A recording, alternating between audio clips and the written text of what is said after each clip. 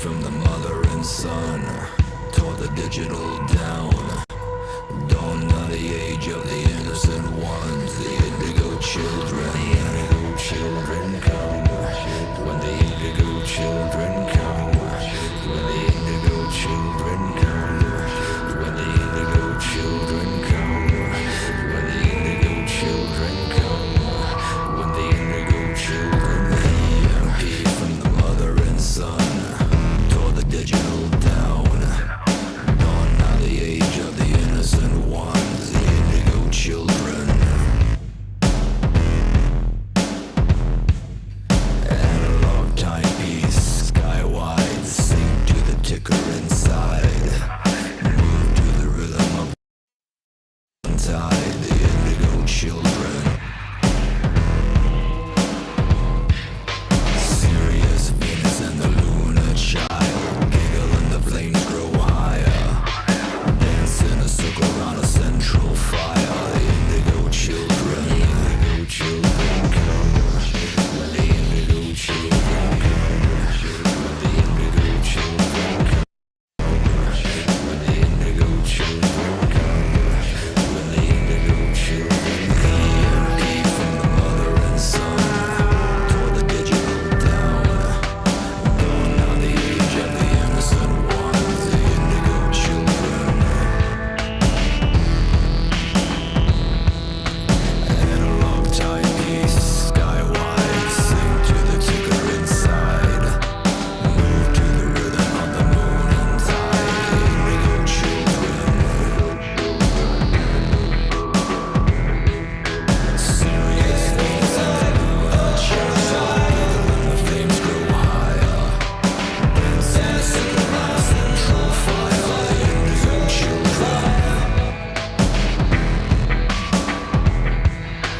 Wine, song, food, and fire, close, shelter, and seed. No more need for the old empire, the indigo children.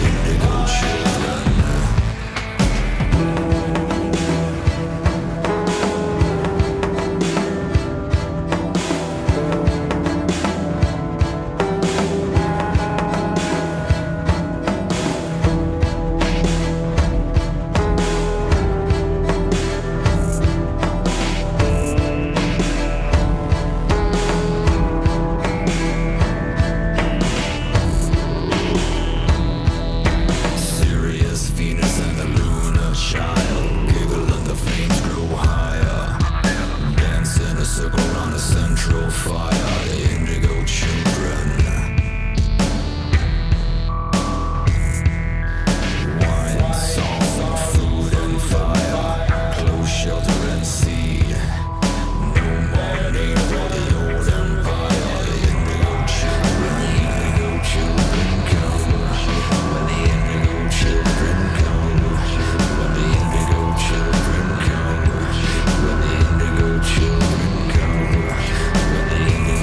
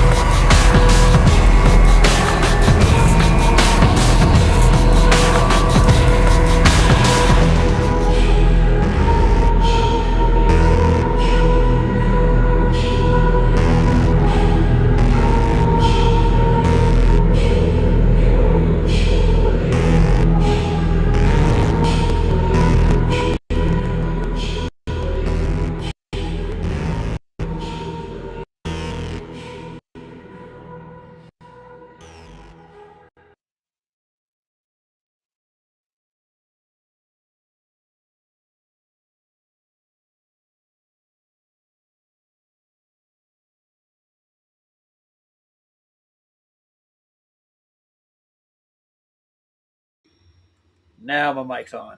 There we go. From StreamYard to Restream. Back and forth, I got to default the thing almost every other time. It's weird. I don't get it. It's something in the program, I think. Hey, David. Hey, Carl. Axis Mundi. How you guys doing this afternoon? Now, have you heard that TFE is going to put their documentary out now? But they're doing a NASA thing. They're playing this long game. It's going to be one excuse after the other. Why we can't take off? Why we're in there? Okay, I don't see you. Didn't alert me to when you did it. That's all, Chris. They don't want to hold you in. Stay. Hey, Chris. Weird. Okay. Yeah, I've been back there. I didn't hear it come in. It's like I was Ah, watching the screen. Yeah, it usually gives me an alert, okay. so it's weird. It's fickle. I pay for this stuff though. I pay for Restream. I don't know why they don't update me or whatever they need to do to keep it working properly. It's weird. So, have you heard about TFE? What they're going to do? No. Well, thanks to PJ and who else was it? Who? Oh, you can't fix stupid. They told me about the. They put a post in. I'll share it with you. Kind of like you know how there's another excuse or another excuse for another excuse why they haven't done it yet. The documentary is like been like almost a year and like what 2 months, 3 months now Yeah. since they went. Yeah. So here's their post they put out. Check this out. The overall consensus that people want more, not less. So director, the director Jonathan Morandi, yeah, and editor Eric Strand, and I have decided to transform the 90-minute documentary into a 4-part docuseries. This will allow us to tell the whole story from beginning to end, cutting whatever crucial elements from the journal, blah, blah, blah. What it is they started a GoFundMe. And guess how much they're asking to make this a 4-part documentary? Boy, I don't This, know. A freaking $1 million in another year. well, yeah, I think they want another year and they want $150,000 to make a 4-part series out of it. Yeah. Yeah, I know. Jeez. Hey, hey, Well, this Northern Rebellion. But he initially said he wanted an entire year, that it would take him a year to make the first documentary. done. It's already been a year. Where is Right. it? He knows we're going to pull that thing apart piece by piece. So they're going to make it really fancy, and they're going to like try to slide shit in without you noticing. With over 4 small documents, it's going to be crappier than ever. And he's going to take that money and pay off his fines. That's what he's going to do. You don't want to spend time in the pokey, do you? No. No. Well, that's what he's got holding over his head. I think that's why he did all this stuff. He shouldn't embezzle money, dude. It's one of those things. So, what do you know about clouds, sir? I know it's one of your favorite topics, right? Well, water vapor is less dense than the air, so that's why they accumulate into clouds in the atmosphere, the water vapor, and then it's a dielectric distilled water. Once do the evaporation process, it's basically distilled water. It's a dielectric, Yeah. and it And has it doesn't go potential. down, does it? It goes up for some odd reason. Sorry. That's What funny. what goes up? Yeah, Whatever goes up must come down, man. I don't know. yeah, I know, but it's a constant cycle, isn't it? It's like it just keeps going back and forth. Yeah. What? It's a debacle when it comes to gravity. Gravity's supposed to be pulling everything down and causing density. I don't think gravity causes density by any stretch, or any buoyancy for that matter. You know, do you? Of course, I don't believe in Well, and I in, believe in in it. gravity. It's So mass attracting mass, and that's what makes things dense. No. yeah. Well, I heard it put this way, like that mass equation that they use for everything. It's just an algebraic equation, and they can move the m anywhere. And when they get done doing the equation, they pull that m out of it. It's not even there. There's no mass involved in the equation at all. So, in their original calculations, so they just throw it in there for the universal law of Newton, supposedly. That's why they throw mass in there, I guess, for the equation. Gravity is just the rate it accelerates at, and not everything accelerates at the same rate. That's why the gravity models look so wacky because things accelerate differently. They blame it on the density of or the Earth that does that, but I don't think so. The density doesn't change all over the Earth that radically. Things are denser on the Earth. There's certain rocks and elements and stuff that are, but it's just weird. Well, just measure the rate that it falls and equate that to the medium that it's in. That's and the weight of the object. That's all you got to do. It's pretty simple. Just relative density disequilibrium is actually a good starting point. You don't have to have gravity in the equation. Now the cost for their biases, that's you can chalk that up to electromagnet or magnetism for the most part. That's one of the bigger, stronger forces that are out there, right? Yeah, well, it's displacement, really. Like, see it my way. Yeah. So because water vapor is less dense than air, it's displaced upwards. Like, you know what I mean? Like, Yeah. it has to do nothing with density. That's the opposite. It's less dense than air. Yeah. Right. But the things that are denser than air tend to go down, and the things that are less dense than air go up. And that's usually the way that works, right? Yeah, like the deeper you go in the earth, the more dense material you run into, like bedrock, granite, or whatever, super dense material. Yeah, heavy stuff. Yeah. So I got a video for the Globies if they're gonna cover this if they want to, but I got a video for how clouds are made. You'll like it, I'm sure you will. How clouds are made, the types of clouds, so on and so forth. Thought we'd educate ourselves while we were talking about clouds. We'll use their videos. Yeah. They're the best.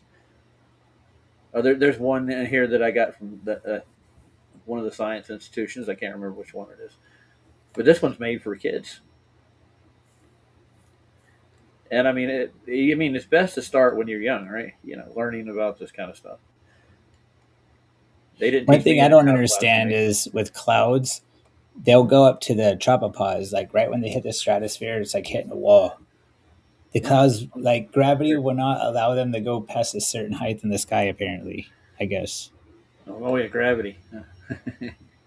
I think they start accumulating together and getting denser, and they start to go down. The more water vapor that gathers, so they find the equilibrium there, and then they build into a mass, and eventually they just let go, and they go back down. Weird. It happens again. Yeah. But I was talking about those anvil cumulonimbus clouds that are our thunderstorm clouds. Yeah. They go up to 60,000 feet in the air, which is basically they'll hit the stratosphere. That's where the stratosphere starts, and the stratosphere is a conductor. And rain clouds are dielectric, so they don't mix. So it's like hitting a wall, like a barrier. But apparently, I guess they would probably say gravity or something. Oh, they do. Stops the clouds from. Yeah. Gravity's everything, dude. It's the one go-to. And I mean, I haven't seen evidence of it yet. I've had claims that gravity causes this effect and that effect, and they're not exactly the same. It's a one-off. So we'll see how long is this little video. It's like 10 minutes, almost 8 minutes long. Let's take a look at it. We're going to school, boys and girls. Ring the bell.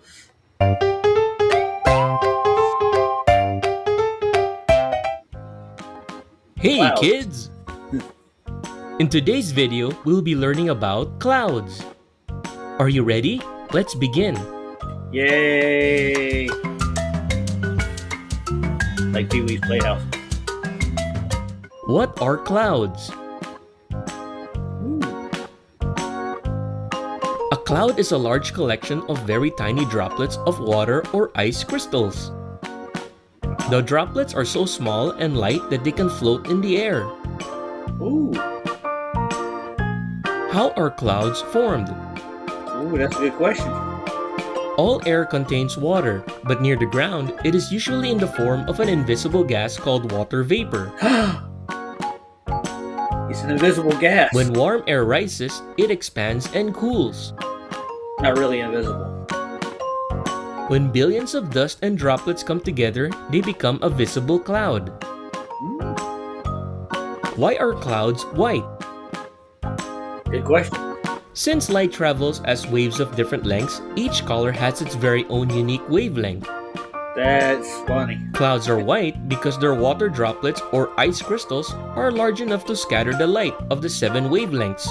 Wow. Why do clouds turn gray? Why do they turn gray? Clouds are made up of tiny water droplets or ice crystals, usually a mixture of both. The water and ice scatter all light, making clouds appear white. If When the they turn clouds gray. get thick enough or high enough, all the light above does not make it through, hence the gray or dark look. Why do clouds float? Well, there's the big question. A cloud is made up of liquid water droplets. A cloud forms when air is heated by the sun. Okay. As it rises, it slowly cools. Soon the water condenses, thus forming a cloud. Why does it float, you moron? As long as the cloud and the air that it's made of is warmer than the outside air around it, it floats. How do clouds move? I'm gonna guess the wind. Clouds move with the wind. Wow. Hey, Terry. Why do Air. clouds form at different heights in the atmosphere? Oh, there we go. There's another big one. The characteristics of clouds Oh, are look at that dictated globe. by the elements available, including the amount of water vapor, the temperatures at that height, and the wind. Ain't posted anything. Here are some examples of cloud height. We'll see it. High clouds are cirrus, which are above 18,000 feet. Heard of those. Middle clouds are alto, which are above 6,500 feet to 18,000 Genius feet. names. Above what level? And low clouds are stratus, up Oh, to they are. 6,500 feet. Let's start with the cirrus clouds. Cirrus clouds are the most common of the high clouds. They are composed of ice and are thin, wispy clouds blown in the high winds into long streamers. Cirrostratus clouds are thin, sheet-like high clouds that often cover the Like entire stratus. sky. They are so thin that the sun and moon can be seen Looking through like a them. perpendicular sun ray from 93 million miles away. Cirrostratus clouds usually come 12 to 24 hours before a rain or Sunflowers snowstorm. taking a shower. Cirrocumulus clouds appear as small, rounded white puffs that appear in long rows. The small ripples in the cirrocumulus clouds sometimes resemble the scales of a fish. Ooh. Alto clouds. The altostratus clouds are gray or blue-gray mid-level clouds Beth. composed of ice crystals and water droplets. Altocumulus clouds are mid-level clouds that are made of water droplets Look at that. and appear as gray puffy masses. That's Carl. Hold on. Stratus Be there in a clouds. second. The stratus clouds are uniform grayish clouds that often cover the entire sky.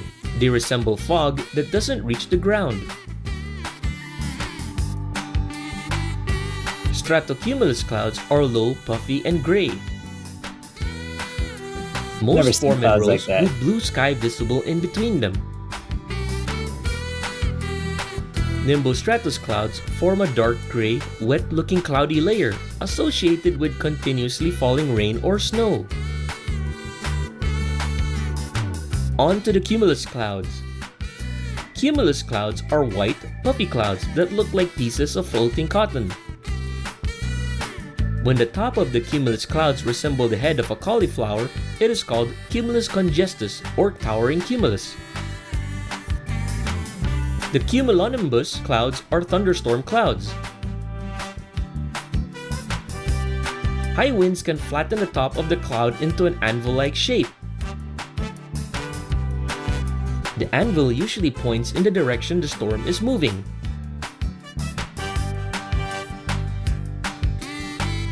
Did you know that there are special clouds? Let's go over these clouds. Mammatus clouds are low-hanging bulges that droop from cumulonimbus clouds. That don't even look real. Lenticular clouds are caused by a wave wind pattern created by the mountains. They look like discs or flying saucers that form near mountains. Fog is a cloud on the ground. It is composed of billions of tiny water droplets floating in the air. Contrails are condensation trails left behind by jet aircrafts. Ooh, condensation trails. How about them chemtrails? Nah, Fractus clouds are small, rag cloud That's fragments the that are imagination. usually found under an That's all day ambient long. cloud base. Fractus have irregular patterns, appearing much like torn pieces of cotton candy. Ooh, cotton candy. Green clouds are often associated with severe weather. In the Great Plains region of the US, green clouds are associated with storms likely to produce hail and tornadoes. Ionosphere. And that is all for today's video. Did we learn I anything? hope you enjoyed learning about clouds today. Take care now. Bye-bye.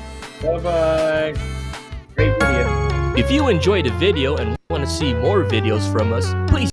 Hey, I want to see more of those. That was pretty educational, wasn't it? I'm telling you. I mean, they point some things out. Yeah, there's a lot of relevance, but they don't include everything. Hey, the Biscuit Man's here. Hey, Andrew, how's it going? I'm not going to say that ever again. That's the last time I'll ever say it. You'll live that down one day.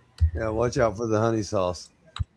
I know, man, and don't get it on that chicken wings, man. I hate it. Man.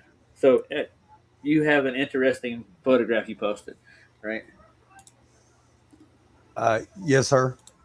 Imagine you did. It was I flying think I looked at out of. It hell was was it? flying out of the south, actually. And this is during the day. It was like 3 days ago, whatever. I don't know. For some odd reason, I didn't have my time and stamp on the picture, but it was like 3 days ago. It was flying straight out of the south, going north. And I did it by hand. I saw it. I'm like, what kind of plane is? Because it looked different than every other plane around. You know, I was like, You just what do the a hell is sky that? watching. Yeah, just out, observing. That's what I do. Look at all my pictures. I observe the sky. What is it? I don't know, man. It has some letters. The P900 is badass. So that plane was 40,000 feet, I would say. Every bit of it. So you got it at 40,000 feet, and what did it say on it? Yeah, how many? That's what I'm thinking. Well, that plane isn't registered. I looked it up. You got a picture of it right? with you? And it's on my YouTube. I think I sent a link to it. Yeah. It was in the chat. If you could open that up, if you want to share it, you can open it up and look at it. We can talk about it. Let's talk about it. Let's give them something to talk about. All right. Yeah, let's give them something to talk about, man, because you know what? That P900 is a bad puppy. And you think about it, and that plane's moving at 500 miles an hour, right? The one you put out there, the arch enemy, I just click on it. That's not the picture. Oh, no. That was the one before that. That was this. That was, I thought you'd cool like it. I think it's pretty cool, right? Yeah. Patricia is the chick's name that's singing that. Female. Nice. You know her? Got to meet her? Patricia's somebody. Yeah, I'm looking for your link for the picture. I don't see it. That's the only link you see. got out there that I see. Yeah. Okay. Well, You It can should put it back be- here in private chat. I can link it in here. Either way, you can put it out front or in there. Either way. okay. Hang on a second. Let me do this. Okay. Hang on. Hey, Carrie Doyle. Yeah, I don't know. I don't know who that is. Who's Carrie Doyle? Let's see who Carrie Doyle is. We got a new one in the chat.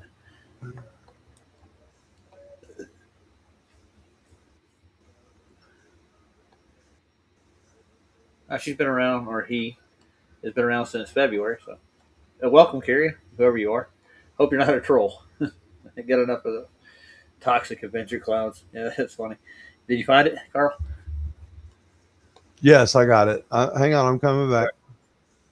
Hang on, I'm going to put it in the private chat. Okay. Gotcha.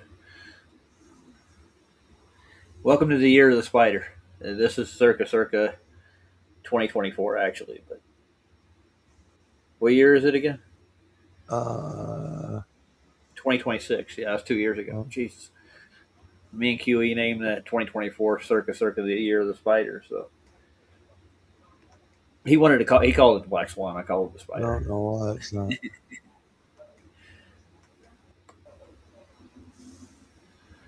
It's not letting me put it in nothing in the chat. That's crazy. There it is. If you can't put it there, put it up front. I can grab it out there too.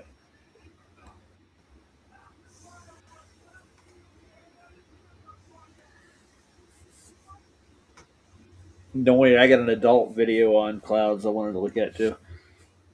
And there's just a straight up diagram I'll show you guys how the clouds start, how they actually form. And this goes in better detail. Oh, that's crazy. Yeah, but they're all in reference to a flat plane. I wanted to show like a little simple video on that clouds kind of. You got one? And yeah. Cool. And we're gonna take an intermission and play a song pretty soon. All right, that was pretty cool. Okay, like what he's got here, he's got a high voltage generator right here, and it's got one lead going into the water, and the other lead he's touching it, making a circuit. So the circuit's going to go from his finger across the air back to make a circuit. But anyways, gotcha. Like here, let me hit play. Yeah, go ahead. Behind this phenomena has really haunted me. It's haunted me so much that I knew I had to dig deeper. This is a pretty cool channel. Professionals and run simulations which painted an incredible picture. Plasma channel. Okay. Yeah, he's got millions of subscribers. Of what's happening. I wish I had millions of subscribers. I wouldn't have to work. A tremendous amount of scientific literature on the topic. Quite frankly, I found very little, and it may have real-world application. DC power supply. This 20 kilovolt battery-powered Wimshurst is ideal because, as you can see, totally harmless. The electrical ground is attached directly to the water, and the high voltage positive to your body. The key here is low current, less than a milliamp, which is completely safe in this application. Now, as for voltage, I found anywhere from 5 to 30 kilovolts works great.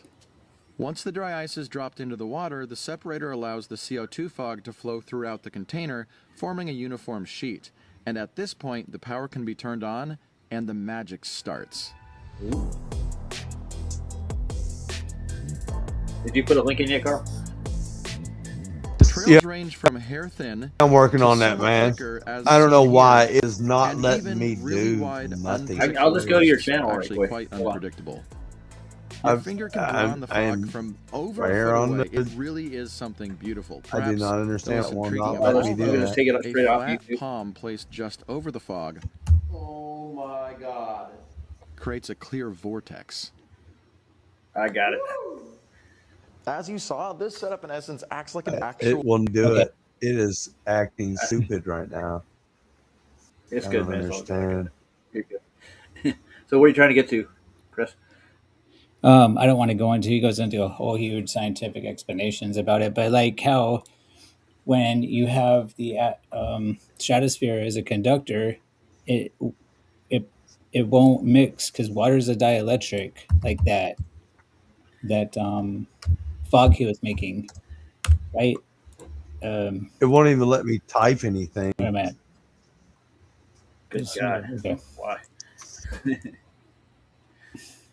Sounds a good thing. Yeah. It's a while, but they'll say like I guess that the temperature of the ice crystals will be too dense or something. Window here, share this thing.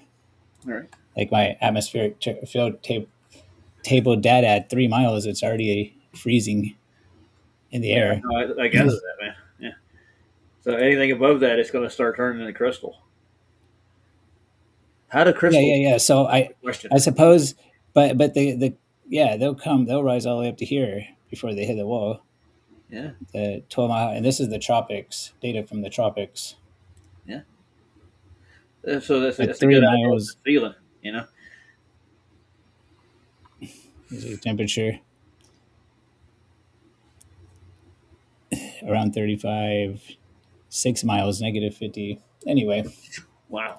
That's cold, buddy. Yeah. And the winds up there, the jet streams get really strong, so it's going to get worse. I think that's probably the cause of the temperature change for a lot of it. Is that you're hitting the first hit bottoms of the airstreams. Well, when I talk about lightning, I get into thermoelectric effect, how it's hot on the ground, and up here it's very cold, and it's two-way too. Like this will create a voltage. You can have a temperature differential will create a voltage, or you can apply a voltage and it'll create a temperature differential between two conductors. It's both ways. Weird. Huh? Like induction. Like you can have a moving magnet through a conductor, stationary conductor, or you can have a moving conductor over a stationary magnet. It's both ways. Like the thermoelectric works the same way too. It's both ways. Yeah. Yeah, that's why they got grounds. I mean, we put them deep in the ground, 20, 30, 40, 50 feet. The deepest I put a ground, I think, was 16 feet. Who got somebody else coming in? Hold on. Oh, it's PJ Cruikshank. We put him for that. Hey, PJ. How you doing? You're still up?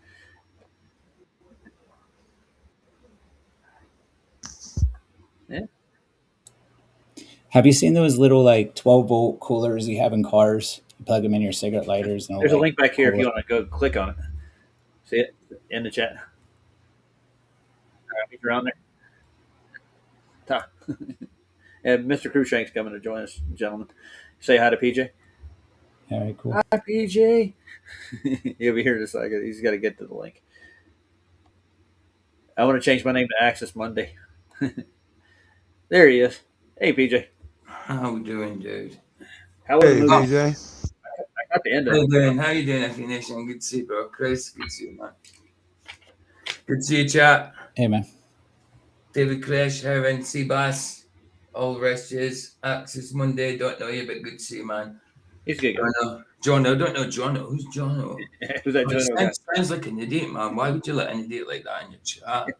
I don't know, man. He seems like a little trollish there. Sounds like some kind of Australian kind of name. No, where they hung upside down in that. Yeah. Oh, and Andrew's on his way in, guys. All right, let's let Mr. Biscuit in. I mean, right. you've got Jono there who's hanging upside down. You've got Heron who's sticking out the side. Andrew. There's a link back there. Grab it. You can see it. All right. Oh, I and when I said that the circuit went through the air, I think he did make the water saltwater is conductive. So maybe it depends on because the dielectric breakdown, like of air versus saltwater and distilled water, it takes more and more voltage to turn it into a conductor before it breaks down dielectrically. Right. Anyway, so I want to segue into Carl's little. It's like more like a little video clip, right, Carl? Yeah, it's just two pictures. I sitting there watching the plane for 20 minutes before it even gets to me, right? And then I'm sitting there, I'm watching it, and finally it's going in front of me. I'm like, well, I need to go get my camera because this is crazy, and it's coming out of the sky. It looks like a plane climb. By hand. Yeah, it does. Yeah, by hand. Now look at what does that front left say? Now some people say it says NATO, but NATO. It looks I like don't really see. No. Well, you know what? I put that in, and I put that in AI, right? I asked Rob, I'm supposed to be the smartest one. I said, well, what is on the side of that plane? And he said that plane was out of New Guinea. Well, when I did the research, New Guinea planes only and I did talk to a pilot yesterday. New Guinea planes only come as far as maybe Hawaii, maybe California at the max, but they're always in Southwest Pacific, Australia. You're in the southeast, aren't you? I'm in the southeast. Yeah. Exactly. What is that plane? And you can tell it's an Airbus. They said it's an Airbus, right? Yeah, you can tell by the front end. Yeah, it looks like an Airbus to me. Yeah, but see that little signia at the front right there. That is not the window. Okay, for the so yeah. So and Grok said when he examined it that was out of New Guinea. And Seabass says it looks like Noah to him. I don't know if that's the Noah. It looks like Noah? It says N-A-I-N or N-A-I-I-V. Yeah. It's hard to make out some of it, but that is 40,000 feet above me, gentlemen, with the P900. Wow. See? That's a big camera. Yeah, they are. Just like Jim uses. You understand? Yeah. The distance up there, you can see clear because there's less atmo. So the higher you get, you can see, even look at the back end of the plane that looks bent, kind of like it's curved. Is because of that atmospheric condition. And I did that by hand, gentlemen. That's a picture by hand. It's not really that bent. It's the coloring of the logo on the plane too. It makes it like there's a darker part. See where my cursor is? Yeah, that's the darker part of the plane. It's like it's got a white ribbon through it with a dark part of the plane. Yeah. So I mean, it's a pretty clean picture, dude. It really is. Yeah, right. For the distance, and that's what I'm thinking too. Because man, it looked different than any other plane in the sky. And I I'm close to airport. Worked on airports. I worked on military bases, NASA. And I've seen the shit. That's a clear set there. Look at that. What is it? Can you make that out, guys? Anybody? I don't know, man. Nation. It looks like NAI. It's definitely NAI, but the other one looks like another N, but it's too stretched to be an N. And you know what I did? I everywhere for that plane. I've searched, and maybe y'all can help me out, man. Help. The more eyes on, and if we know that it's for somewhere it should not be, there's a problem. Yeah, there's always a problem with their flights. They can't get that shit straight, can they? Yeah, there's a problem with this one right here too. I went out and got Eddie Banjo's book, 16 Emergency Flights, and I've read through most of it. Oh, I just looked up. There is a National Airlines. Is it? Yeah. Is that National Airlines? Is that what that is? You is sure? It not ANA? ANA? No. ANA? No. I just looked up airlines that start with N, and there's NAM Air. Yeah, that's not a T. NAT. There's no series. Nauru Airlines, Neos, Nepal, Nesma, Niger, Nile, Nok, No Lenore. I don't think we're going to be able to make it out from here. So yeah, a lot of those places don't come over here. Yeah. I'm just saying. They don't fly over here. So many airlines out there. Right? They're not supposed to fly over here, though. I'm going to tell you right now. There ain't even when I searched. Let's see if we can find a picture. Every time I try and search something with Anna, it keeps giving me Anna, which it does look like a bit, but it's not that. Yeah, I know. It's kind of. I mean, like I said, it's distorted because of the refraction. Let's try it. Well, you're not looking at a plane; it's a refraction. I'm going to try it in my Tor browser. I've got Roger, and it's moving at 500 miles an hour too. So that makes a difference. Yes. And it's hard to do. I'm connected on my phone. But I got it to a Tor browser to see. Go to that link I put in the back chat, Roger. That's National Airlines, and it's got the same logo. It's a square or something. Does it? Okay. If we can Yeah. figure out this, and if it's something, you know, that Can you hear me, isn't Roger? correct, Yeah, I can hear you. maybe we Yeah, can their well, logo. figure it out. what I'm doing is I'm on my phone. I've got a Tor browser, so I'm going to go in there because you get better Gotcha. search results in there. You know. I'll do it. This national Like I logo said, is opposite though. what I got out of it was what Grok told me, and it's supposed to be the smartest AI, and I told him to examine the lettering, Hold on. Yeah. and he said it was New Guinea, which should not be flying I here. don't think that's New Guinea. I don't think it might not be either, but that's what Grok says. So, do we believe Grok all the time? Okay, so let's take a look at the National Airlines logo. It's backwards compared to that one, but it's similar. Well, it's because you're looking on the other side of the plane. Could it? Yeah, it's not could the be. one. Yeah, but does it have that big square in the front? Yeah. It's got the big Or square. wherever that is? It does. Okay. You look at the plane, you'll see it when I pull it up here. There you go. No. Yeah, but no, it doesn't. No, it doesn't. No, it doesn't. Nope. Yeah, Negative. It should be here. Negative. Should be the. Throw that away. Yeah. It starts with it. It's at the front. Yeah. That's Yeah. wrong. Right. But if you spell national out, it's at the beginning. You got to spell. You can't spell national backwards. Yeah, on the but other side of the plane. but it's on the plane different. It's showing different. Well, Because we'll find that's it the other different or side. not. Yeah. Yeah, Let's see what else we can find. Yeah. the other side. Look at the other side. Then. I don't know if it has a picture of the other side of the plane on this thing. It's just an ad for them. I'd have to look at the planes themselves on the ground, so we could look at a national plane on the ground and see. Why if why would it be backwards mirrored one way and forward the other way? It'd be mirrored to the other side. That's what he's Mirrored. thinking. Yeah. Because spell it's Okay. the square and the word national, and if it's on one side, it'll be going towards the front. Well, it's kinda like the If it's fuel on hose, the other they side, it'll be say. going towards the Man, tail. You know, when I was installing fuel lines, I think it'd be NA. there's a 4-inch pipe that they stick into the bottom of the freaking plane. It's 4 inches in diameter, and that fuel is coming out of that tank from a 12-inch, from 16, starts at 16, goes down to 12, moves to 10, moves to 8, and then down to a 6 and down to a 4. When they move that fuel out of that tank, push it through, and gravity fed. Ha ha ha. Dug that pipe. That's hilarious.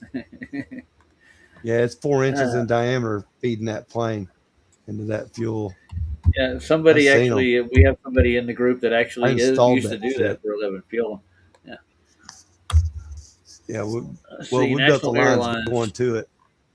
Dug under what the gravity feed is. It's always This pipe way. can never be level to move fuel. It's got to be at an angle. Yeah, I'm looking for a picture of their planes. They're quite an old airline, dude. They ain't new. Well, that's a When new was that? Airbus, like a 383 or something, whatever it's called. Crashes. They're out of Orlando, Florida. That's where they're based out of. Crashes posted That a one? link with the national on the other side Okay. of the plane. Could it be Indigo? No. Indigo. We played the Indigo Children on the way in. Indigo kind of looks like that plane, but Indigo, it begins with N though. To me, it looks like N, and it looks like NAI. To me, Yeah, some people were saying it was NATO. I was like, well, why we got NATO flying over? Yeah, Just be the refraction. This plane looks like kind of what you were looking at, dude. refraction could be playing a part in it as well. You're right. Yeah, but this is. I think it's the National. From what I was looking at, the Boeing. Yeah, look at this thing. Yeah, but look underneath it. That could be it. It could be because look at the bit at the national block at the front that people think's a window. That block there, that does look about right, you know. Yeah, that almost looks like it. That is it. It's got the two tails going through the back. The ribbon. Yeah, I'm that looking at looks. it. That is it. Yeah, That but is it doesn't have the tail end like that though. It's no, but it's I would got see the ribbons going those through. blue lines in there would show. Well, I mean, it could just be an update on the planes, you know, when, you know what I mean? They slightly do different every few years or whatever. But that certainly looks like it to me. It probably is. I'm thinking it's a national. Yeah, especially with that block at the front. Right, yeah, the block in the front. Yeah, now I see that now. Yeah. So where do those fly out Charles of? again. Yeah.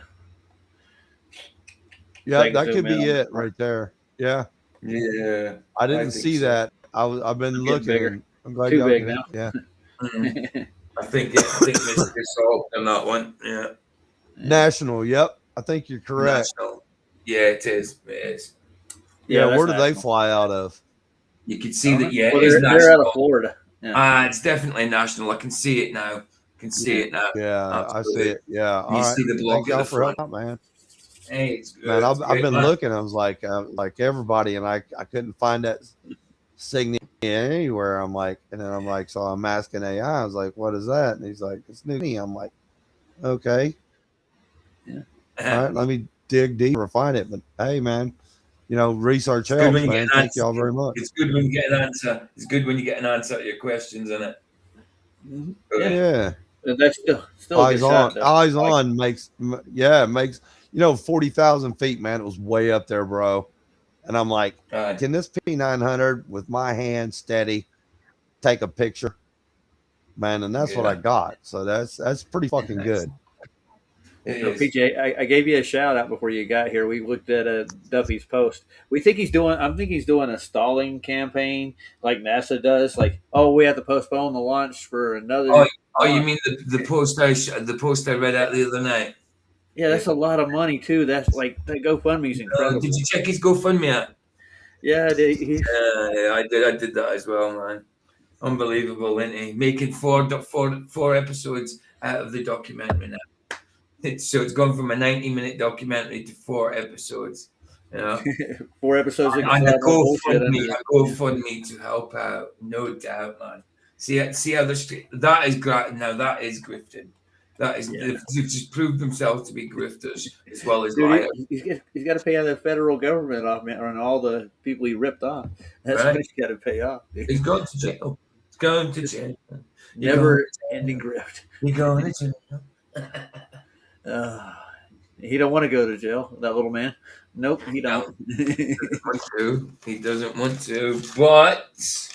Yeah, I know. It may happen, you know. Maybe he needs to. Yeah, it may teach him something, man. Yeah, he might fall before the Lord and repent. So I was going to look at another video on clouds. We watched one for kids earlier. It was pretty self-explanatory. Oh yeah, so how come the topic's clouds? I don't know. I just thought gravity was real. If gravity was real, there would be no clouds in the sky. Period. Right? Nothing. Yeah, little g. If it existed, nothing would exist. Nothing that exists in the sky. Right. Everything would be just because of a container. It's got to be a container. Everything be stuck to the earth, wouldn't it? Yeah, that's why they had to invent the gravity field and Einstein's field equations, so they could actually make it all work. So one of the cloud formations that was shown in that quick little video there, it was those tubular-looking clouds. I've never heard them called that, but I have seen other ones that are called morning glory clouds, and they stretch for sometimes over 1,000 miles. Wow, man! Morning glories. Yeah, I've heard of them. Yeah, they're like parallel, like to call it that. Sure. Yeah, parallel tubular clouds, and according to what I was researching, meteorologists and things like that still don't know exactly how they form and why they stay like that for hours or longer. It's very That'll strange. Be a project. Yeah, finding out why. Like massive chemtrails because they ain't moving. Because they ain't moving. That's obvious, yeah. But yeah. I was only joining in for a little bit here because you guys started talking about electricity. I'm not really sure if you guys are aware, but I know a couple of things about it. I've heard about it. Yeah, I've heard you've heard something about it somewhere down the road. Oh yeah, do you have any trivia laying around? You want to toss us right quick while you're here, Mr. Biscuit Man? Yeah, sure. Well, Biscuit Master now. Oh yeah, ooh, sure, Biscuit Master. Well, just for that, I got to play Heron Song. Oh no. I haven't played Heron Song yet. You need to give me a link. I'll just go to that channel and get it. Okay. What else? I'm also I also look at as how the clouds are always a perfectly even off the ground. They're like 1 mile in the air. Yeah, exactly. I guess gravity is doing that. Selective. It's very selective. Well, I got pictures of around right here in the Smoky Mountains of a mountaintop, and it was just hovering around the mountaintop. There was no other clouds around, just around the mountaintop. It was crazy. I live. So what makes it selective like that too? I live right in front of a 2,300 foot mountain, the Cumberland Mountain, and there'll be really low clouds some days, like wow, tubular clouds that close, a half a mile in the air. The Cumberland Plateau, man, is a beautiful sight. Once you get up there to the top, you can just see for miles, especially on a cold day. There's no you're doing the Who going on. Yeah, man. I can see for miles and miles. Look at that. Awesome, look, there you go. Morning glory clouds. Tubular. The world. I have never seen this. Isn't that nuts? I've never seen that. Never. I had to check it out when he said it. I had to check it out. Look at this. I've seen them before, not here, but I've seen them in videos. Oh, I've seen them like that. I've seen them in circles back in when I was 14 years old and I was living in Kansas. Wow. Flat as fuck there. It looks weird. That's nuts. That is nuts. I mean, I've seen something like that. I've seen that. Ooh, where it's going. I've seen that. And imagery. There's so many AI edit imagery out there. A lot of them are, like if you get like actual lightning too, they'll show superimposed like 100 strikes going on at once in a big field. That's impossible. I don't think that one's real. They're all fake. That's fake. A lot of them are fake. No, some of them are fake. Some of them are, obviously going to be fake. It's so easy to tell. Of course. But if you look at the source of the actual image itself, they go back like 20 years. So that's a fake. This one's all good. What's it called? Shelf clouds, I think. Or wait, this is a roll cloud. Okay, but there's shelf clouds and Look at What's that. really interesting is to go and look up cumulus clouds, where people just put their camera out there and then they just record a cloud as it's forming, in regards to how it's going to be starting a storm or something. But it shows you, and what they do is they speed it up, so it's like a time lapse kind of thing. It's really cool to see cumulus clouds actually forming. They start up with nothing, and all of a sudden it's just massive over the course of like an hour. I've seen that happen like with time lapse for sure. You can definitely, you don't have to really watch that long. They do form fast though. If you want some trivia stuff, I got it. I mean, the next one I'm going to be doing is going to be. There you go. Let's try this one. Yeah. Okay. The time lapse one.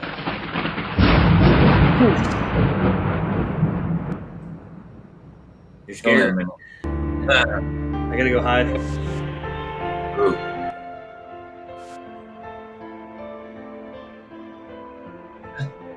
Here we go.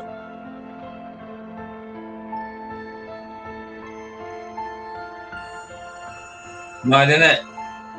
Cool though.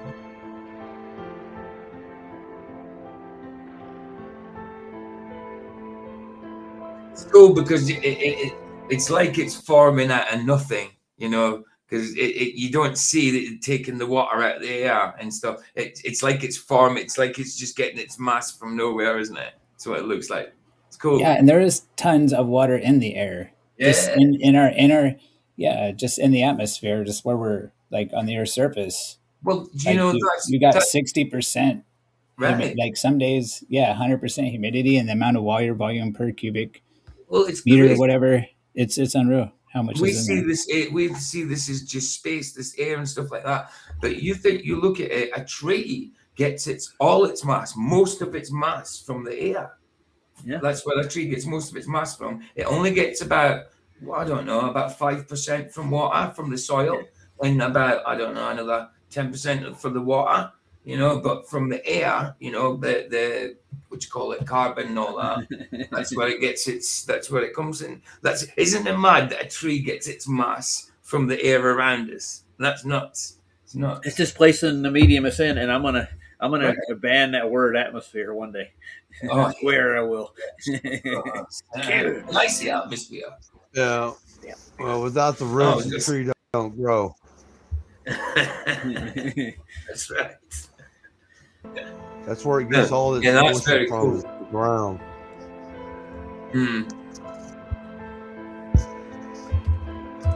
Yeah, that's cool.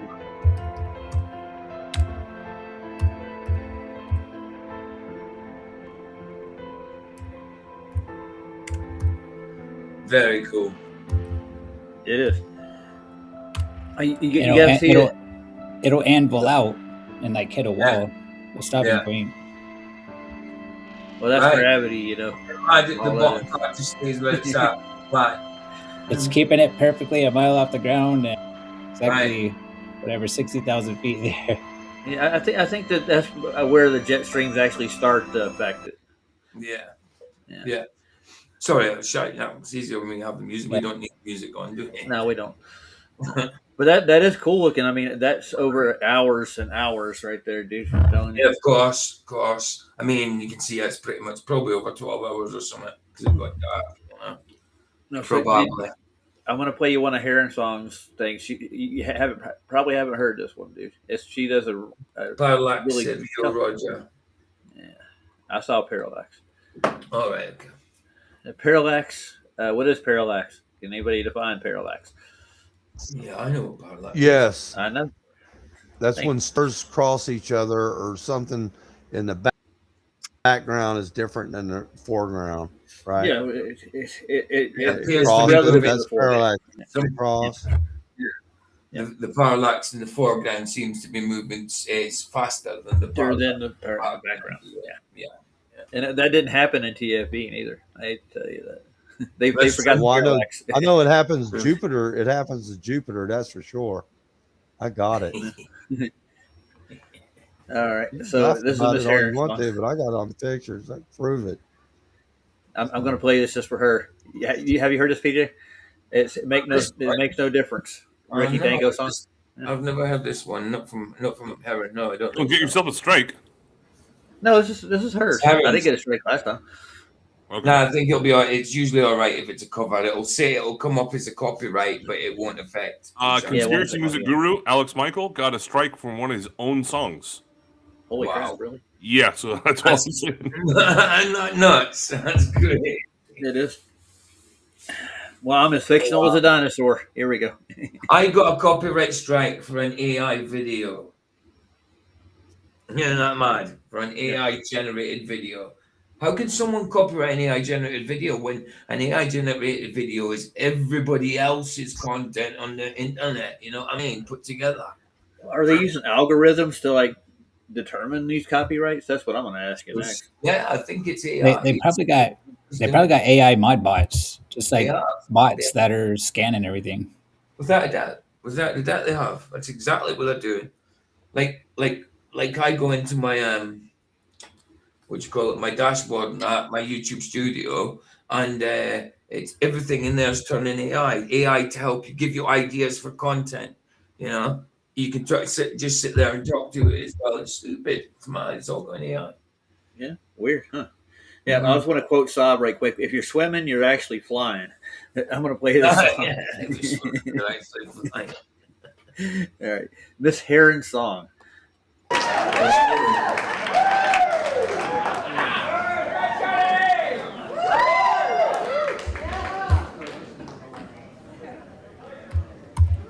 This woman, her email, I was gonna give you her email, but it's a beautiful email address for a beautiful singer, Christine Heron.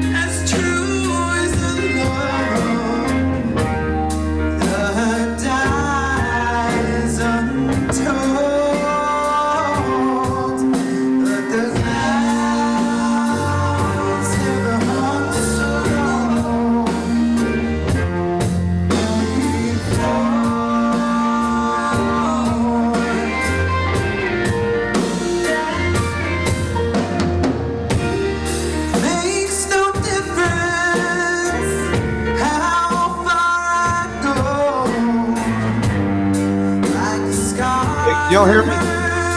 Yes, we can.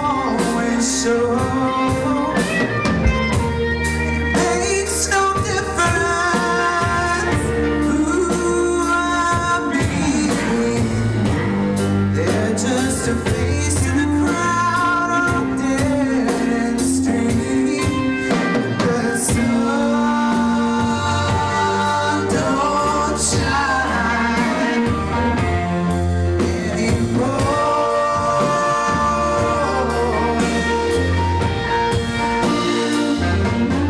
And the rains fall down.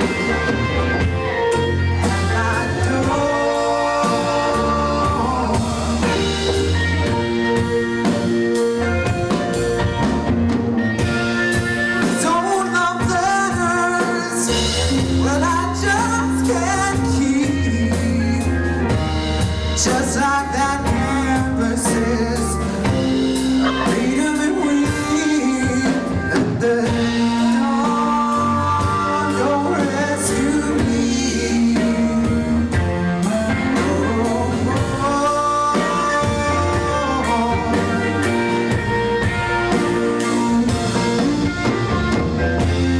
Now your love, I have nothing wrong.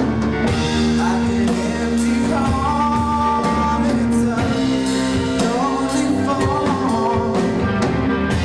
Since you've been gone, it's a losing battle. Standing in shadow, rattle my walls, and the sun don't shine anymore.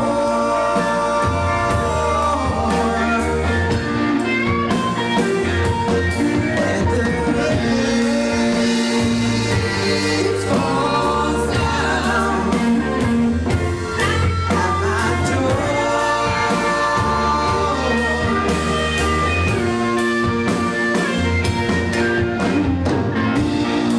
Love you so much that it's all I can do, just to keep myself from telling you that I never so alone before.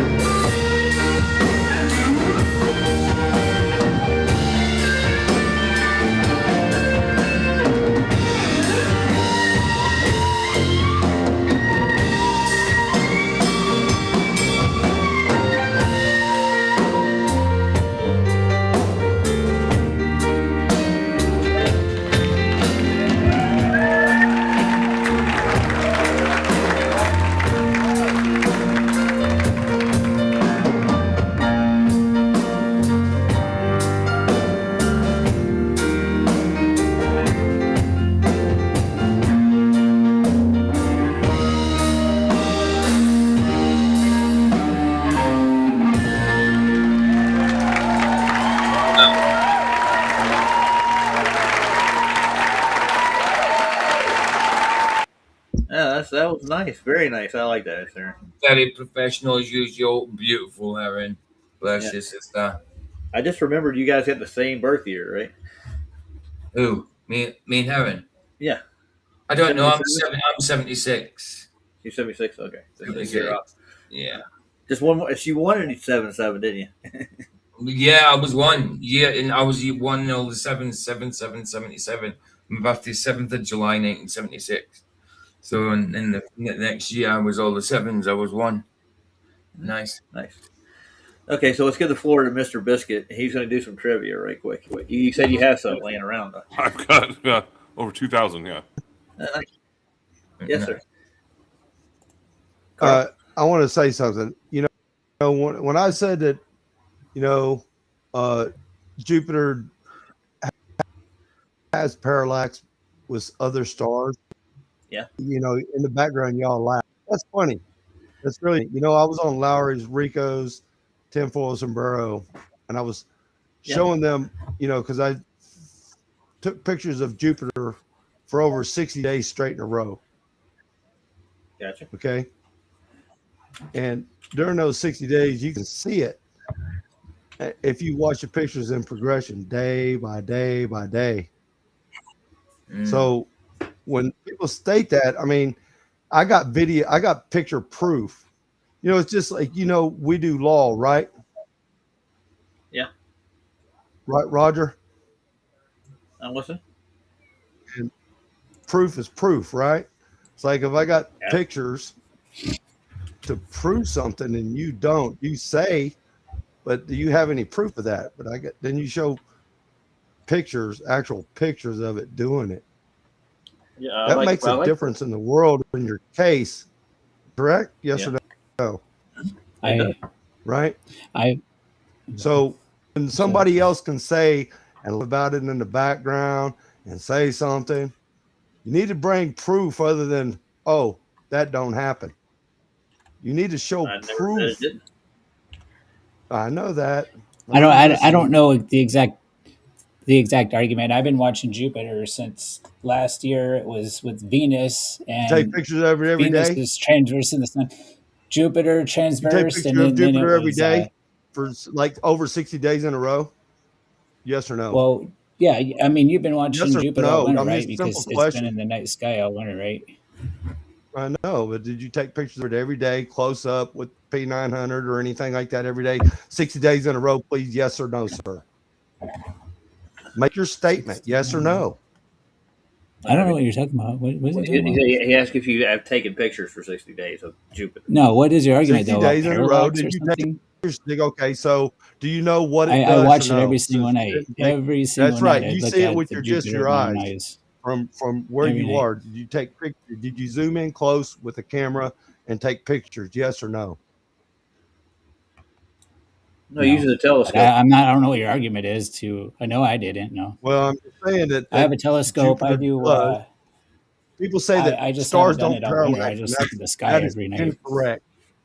And you know what? And I got a picture proof of tonight that every year, and I've been taking since 2/22 of 22.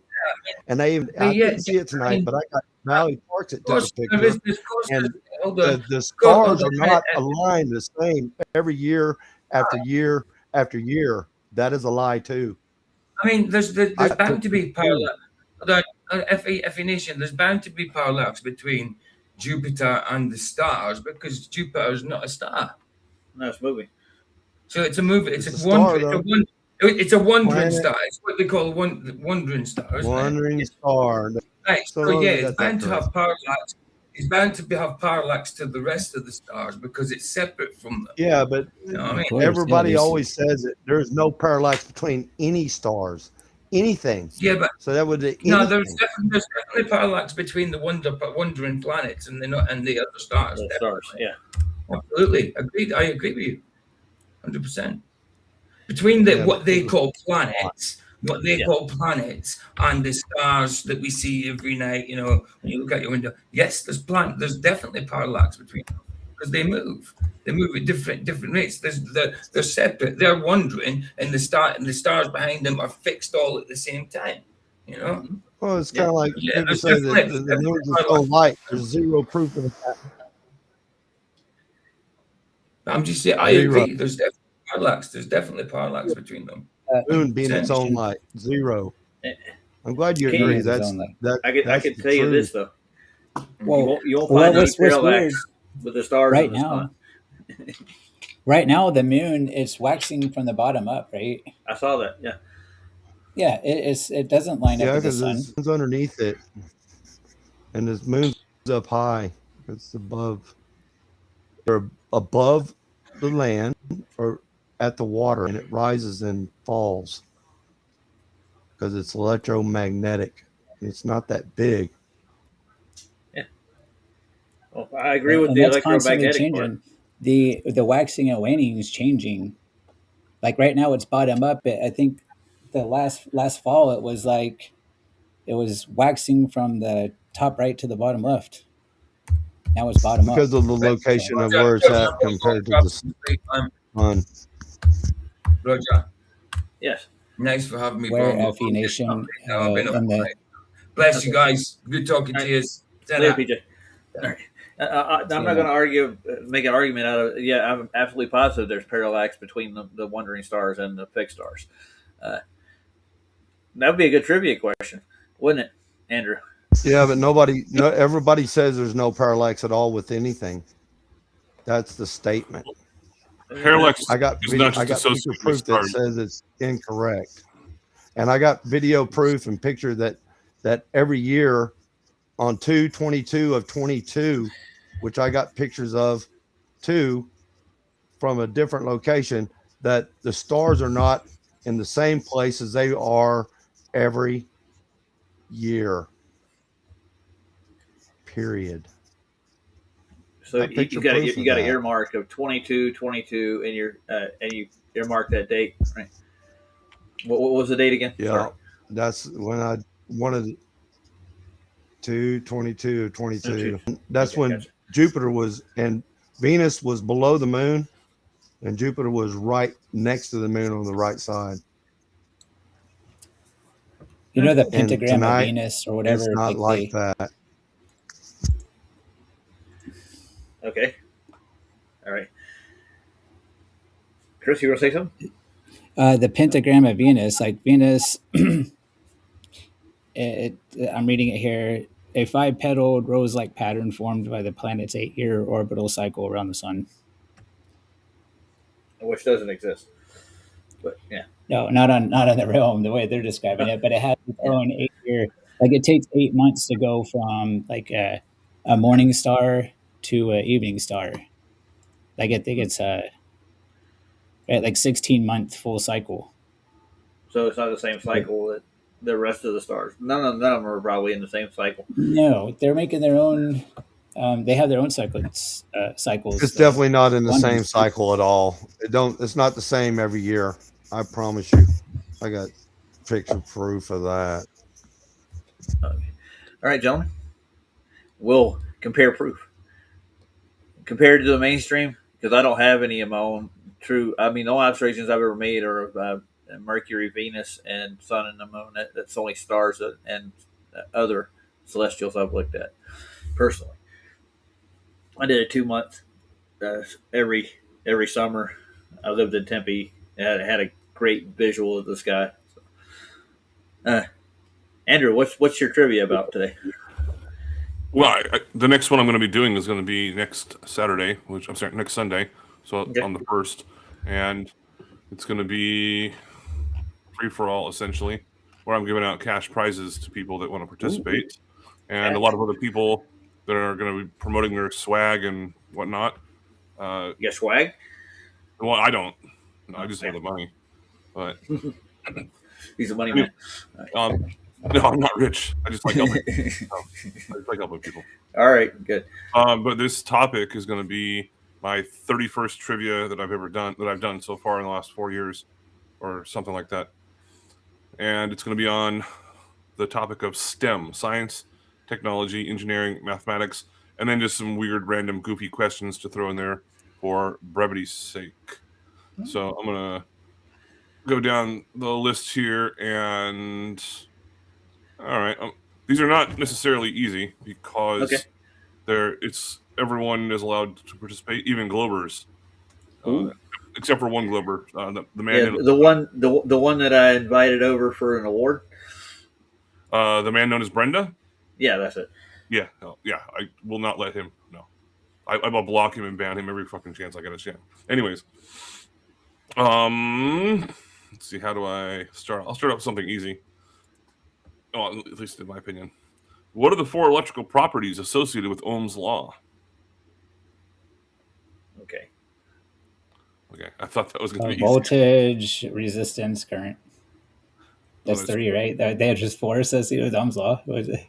There's 4. All right, ready for the 4th one. I don't know. It's all right. I've heard it before. I'm sure. It's power. I was going to say power is a wattage. Yeah, volts times amps equals power. Volts divided by amps equals resistance or ohms. Yeah. My dad was an engineer. He told me all about that shit, and it's been such a long time ago, dude. Which that expands on Ohm's law and goes into like Joule's heating. Yeah, well, yeah. There's Joule's law, Lenz's law, Kirchhoff's law. Kirchhoff. Okay. Yeah, Kirchhoff is how series circuits, parallel circuits, and that's what Kirchhoff's law is. So I'm going to skip through these. I already have. Lenz's law is like a magnetic fields, I think, where they drop the little spear, whatever, ball down a little tube and it, right? No. Slows down when it drops out. Okay. No, it's associated, but when I heard you mention it earlier, eddy currents. No, it's nope. Eddy currents is only for alternating current. When it comes to no, when they're doing that experiment with a little sphere ball and they drop it down the pipe. Yeah, it's a copper pipe. You take a neodymium magnet and it. Yeah, it drops is that Lenz's? Because it's magnetized. It's a whole different ball game right there when it comes to that. Well, the current is passing through the copper. It slows it down. That's what the actual. It's generating a small amount of voltage, like not current. You have to have a load. Like a current. Sorry. No problem. I'm glad you're here. Anyone has any questions? Yes, sir, teacher. Can I get a gold star? Yes, I'll give you a little stamp on the back of your hand. No problem. Thank God. All right. So Bernoulli's principle explains why airplanes generate what? Lift, maybe, sir? I want to say that. Oh, Bernoulli's principle, man. Is this to do with like electricity? No. Is it to do with electricity? No. Well, lift is correct. Yeah. Yes, it's lift. I was gonna say because they claim like the Elmo's fire, corona discharge is static electricity when really it's a freaking conductor moving through a magnetic field, generating and making this voltage. Yeah, that's the way I see it. They say static. They use static for everything. Yeah, I did an entire presentation on Lenz's law, and it's interesting. It was a short presentation, but yeah, magnetic fields and also the strength of the magnetic field is a ratio in regards to how fast a conductor is going to be moving through a magnetic field and how many turns of wire there are. This is how generators and motors work. Lenz's law. Yeah, so I want to shout out Sean Hawkins. He does the best demonstration of Bernoulli's principle ever. Have you seen him? He gets a piece of paper and he blows on it.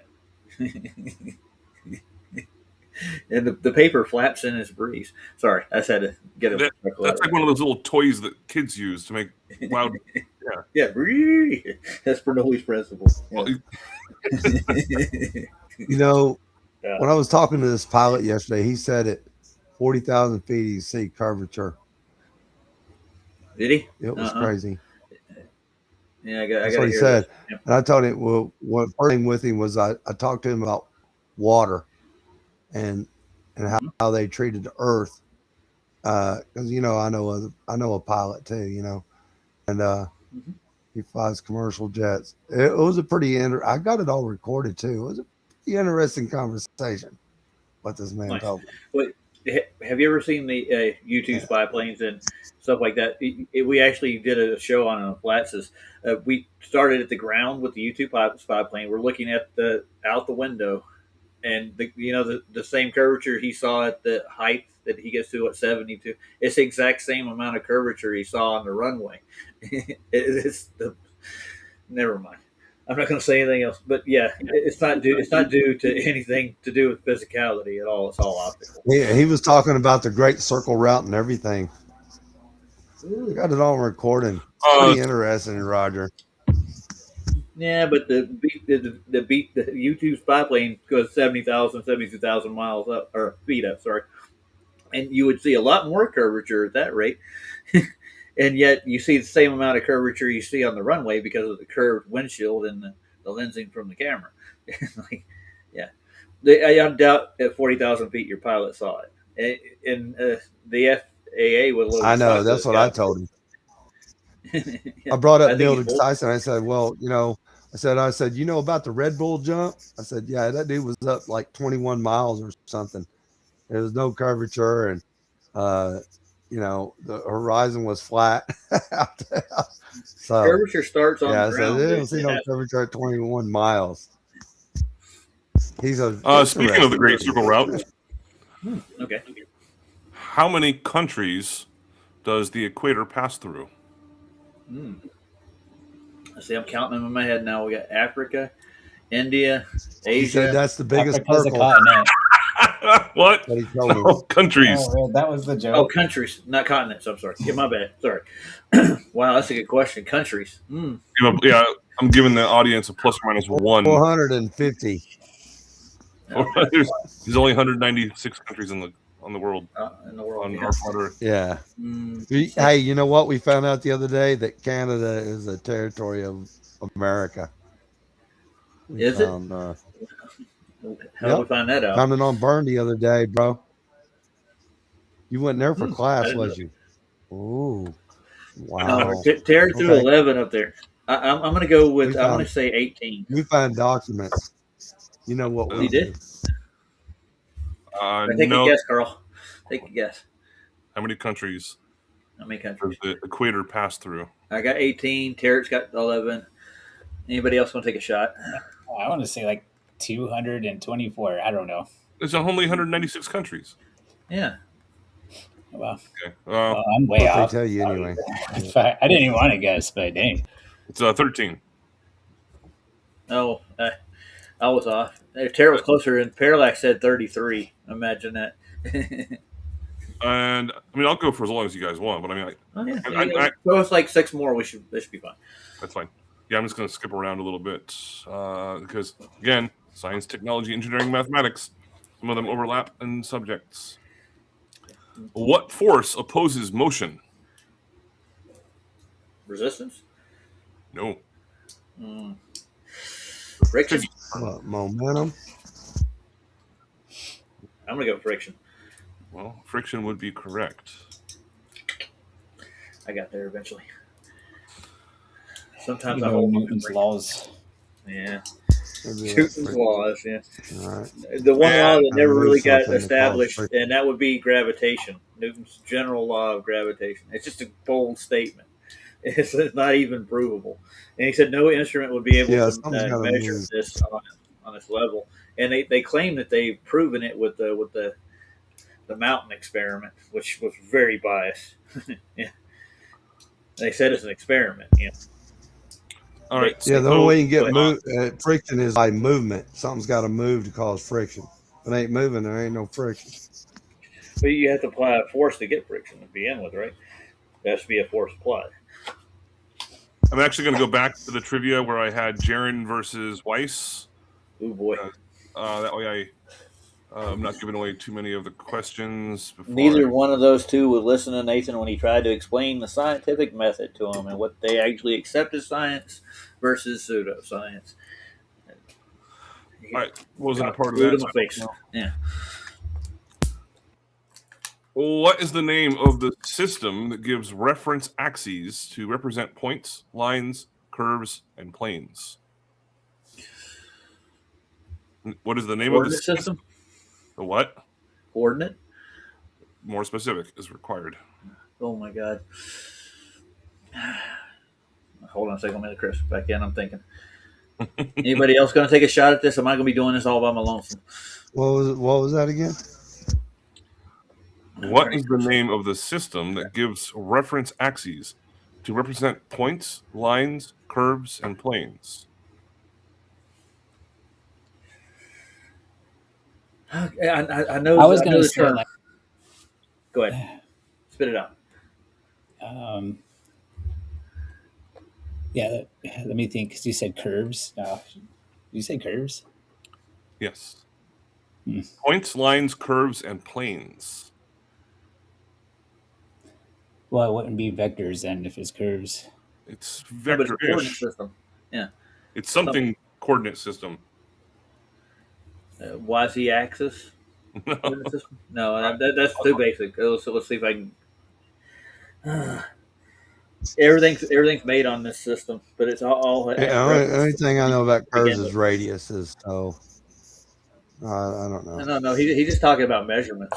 The elevation profiles actually show these points of reference. Yeah.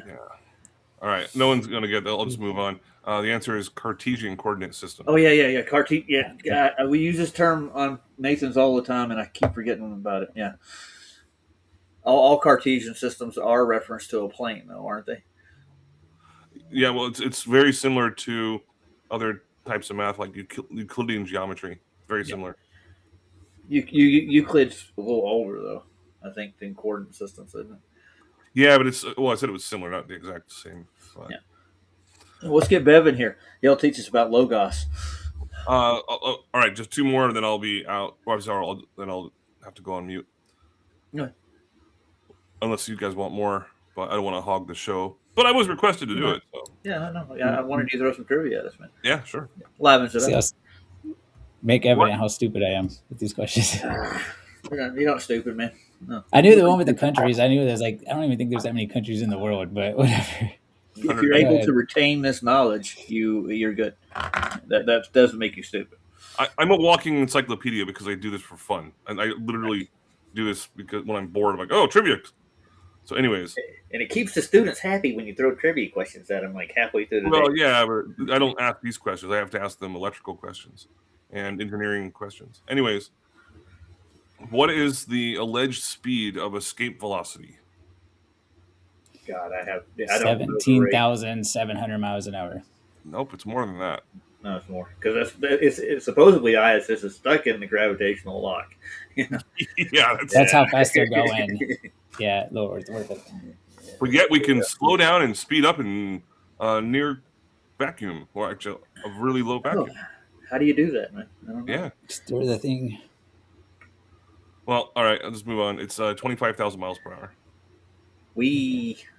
Yeah. Which is impossible to do in the troposphere because that's where all the pressure's at. Because beyond that, once you get in the stratosphere, there's nothing else to push off of.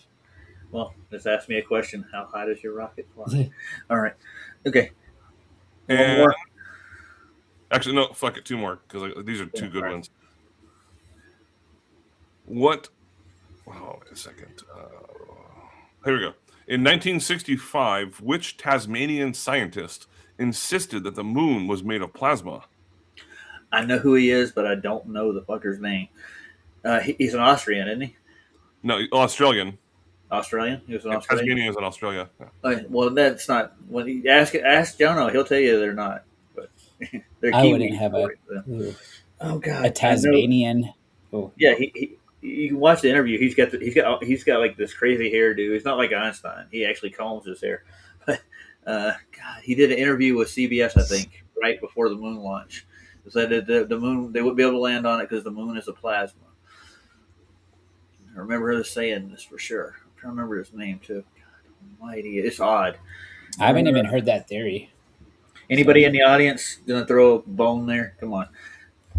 Yeah, I heard that they said it was plasma. It is. There's no proof of that. You can't see through it. I know that much. Yeah. Forrester. Well, yeah, I saw your live stream when you were doing that, Carl. But yeah, Professor Robert Forrester, 1965. Forrester, yeah. And they thought it was a crackpot, but he was an actual physicist. He actually had studied it. You know, he was a professor, right? I'm pretty sure, but nobody ever heard of him after that interview. I can remember the people who'd gone looking for then all they can find is that interview. They can't really find anything else about him. Let's see. And blocks out the sun when it goes in front of it.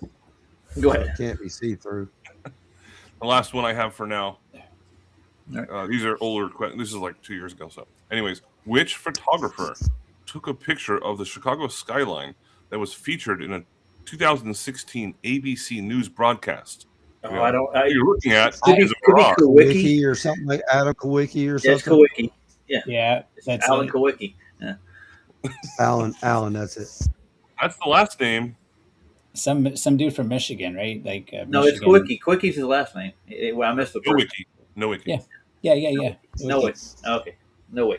Right. Kowicki, Nowicki. Yeah, my bad. No one's going. Actually, it was this was Jaron and Dave, so I threw a bunch of flat Earth questions there, before Jaron went bonkers, and they both said that was a softball. And Joshua Nowicki. Yeah, Joshua Nowicki. Yeah, but I've heard that so many times. Oh yeah, Joshua. Yeah. So, and has anybody interviewed Joshua when he did take that? Because I didn't see any. There's a mention of his name, but they didn't go interview him and ask him how he got that picture. They just went automatically into like stupid mode and started like, "This is a looming mirage." How far away is it? 75 miles away? Yeah, sure. Okay. Yeah, you're really hot mirage. Yeah, he was not the news broadcaster that was saying what you're looking at is a mirage. Mirage. He was just using the pictures. That's all he was doing. Somebody from the news should have. It ain't refraction, that's for sure. No, it's definitely not a looming mirage. Anyways, you gonna go back to the clouds? Oh, I got another cloud video. It's a better one than the last. I like 3 or 4 of them I pulled up, but that was a good demonstration with that little whatchamacallit. What was that called? The little generator. Bending water or whatever, I think it was bending water or something like that. You're talking about the plasma channel video. Yeah, that one.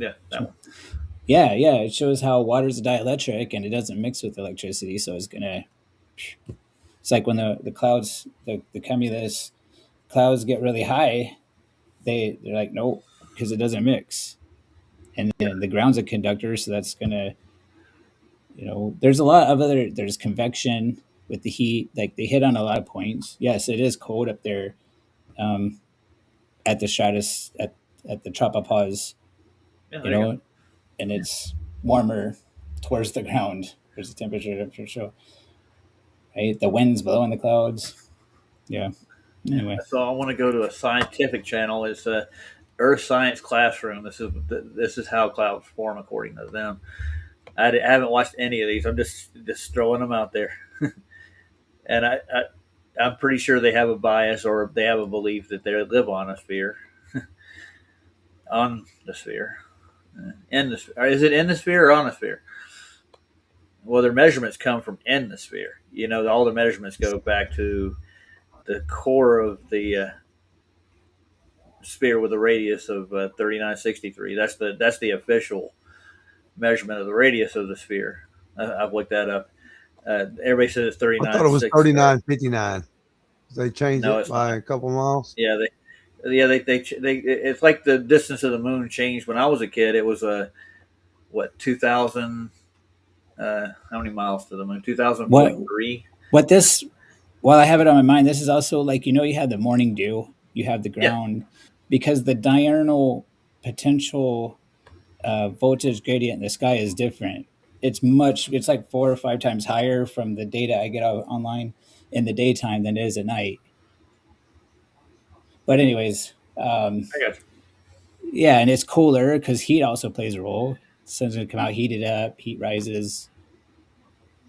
But anyway, just some more thoughts. Yeah. Think about. So we'll see how clouds form according to these guys. This is more adult than the last one. I hope.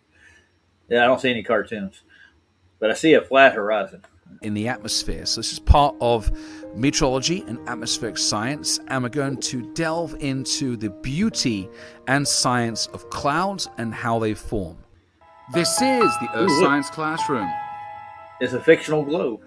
So initially, let's discuss what a cloud is. A cloud is a mass of water droplets, rain droplets, that are suspended or is suspended in the atmosphere at a certain altitude based on atmospheric conditions. For example, wind, humidity, temperature, and whether it's a stable, unstable atmosphere, and also the amount of material available to form the clouds, which is going to be water vapor. Evaporated water vapor contain latent heat that is going to rise up with adiabatic and lifting air mass or air parcel, and condense at a certain altitude, at a certain temperature and pressure, and create these amazing clouds that we have on this planet, which come in all shapes and sizes and create beautiful patterns in our sky.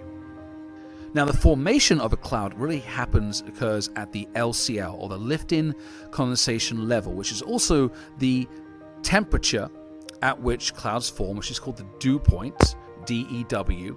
And this temperature reflects a certain atmospheric pressure. What are you saying? That's that 1 mile area between the Earth's surface or the ocean and the bottom of the clouds. That's that line there. That's just a 1 mile. It's called the atmospheric boundary layer. It's where everything in existence is in between this 1 mile little area. Gotcha. But he's talking about what? Yeah, well, I'm not going to say anything. I'm just saying I got you. I'm with you. Yeah. I'm tracking. Yeah.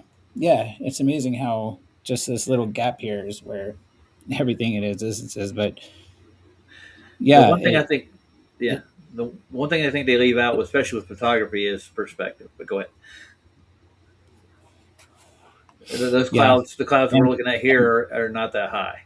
Yeah, they're 1 mile. They're all 1 mile, and it looks like they're arching over your head, right? With angular resolution, the farther they get away, they get smaller and to a vanishing point. Yeah, the clouds are the sky it's level in the sky. Like everything's local. The stars, the sun, moon. They're all making like the clouds. They're going over in a flat circle above us. I've been out in the desert for miles and miles, and you can literally watch the shadows from the clouds on the high noon. And I mean, they're flat as a pancake, dude. The shadow that's cast even is flat too. So they are all at the same level. I mean, I look for distances across it, man, and you still get the same shadow effect no matter how far you go. Yeah. Can't have that on a sphere. DEW, and this temperature reflects a certain atmospheric pressure above the Earth's surface, and this LCL is a certain altitude above the surface in which the clouds start to form. So a lot of the cloud types, no matter the altitude, which is a low cloud, a medium cloud, or high cloud, it's going to have a base which is generally flat. Now, some clouds don't have flat bases, but the majority do, because that is showing. What's that showing us again? It's showing us it's flat. You where the water vapor goes through a phase change and condenses into liquid water from the gaseous state. Now, this is due to the temperature at which that occurs, which is called a dew point, and then above the LCL and above the dew point you have this liquid rain droplet, which is absolutely tiny. The average rain droplet that first condenses is 1/100th of an inch in diameter. So it's tiny, and these are very small with small mass. Therefore, it stays suspended at that altitude due to winds and the air masses being lifted based on the atmospheric conditions. And as the wind is going to move one thing I don't like about this guy, droplets around, he throws that atmospheric condition in every other breath. They call this line the dew point. Yeah, where they call it dew, I guess. Yeah. Well, you can see that picture was going over in the plane earlier, right? You can see the distortion in the sky. Now, you know that clouds are the highest clouds that they say, you can probably check it out, is 14 miles high. Is the highest our clouds can go. That's a good question. 6 miles high. Yeah. What is that? 30? Oh, no, that's 60,000 feet. Okay. Depending on where you're at in the world, because the tropics, the stratosphere starts at a higher altitude than the poles. It's higher in the tropics than the poles. So the high, you know what I mean? It depends on what latitude you're talking about. Yeah, but I mean, with the latitudes, either on azimuth or on a globe, they're different. So I mean, I think the reason that, well, I don't know. Well, latitudes seem to be pretty. They're not exactly the same as the north and the south on their model. So that's where you get out of whack. Well, I'm saying like, well, he said that clouds can go up to 14 miles in the air. Well, that would be like the latitude dependent. I didn't say that. That's what I've read. Right. I mean, on average, probably. Yeah, that makes sense. Yeah, I get it, Ben. I was just specifying probably too much. All right. Yeah, you're going with what it can do on the longitude and latitude. Let's see if they mention about it. And there's the type of cloud is, I can't pronounce it properly. I don't think nocculent. I'm not going to try to pronounce it. They used to always call it the high cumulus clouds. Yeah, but the nocumulus is how they say it. It's 50 miles high, supposedly. 80 kilometers. Basically, clouds don't go into the stratosphere. It's all in the troposphere. Wherever that troposphere is at, that's where the clouds will be. They don't go into the stratosphere ever. That's what I wouldn't necessarily call them clouds. I don't know what they look kind of like clouds. Maybe caused by the jet streams. They do push those around. All right. Okay, let's get back to this guy. Oh, I shouldn't have picked this. I mean, it's really dry. And being suspended, they are extremely sticky, this water molecule, this rain droplet.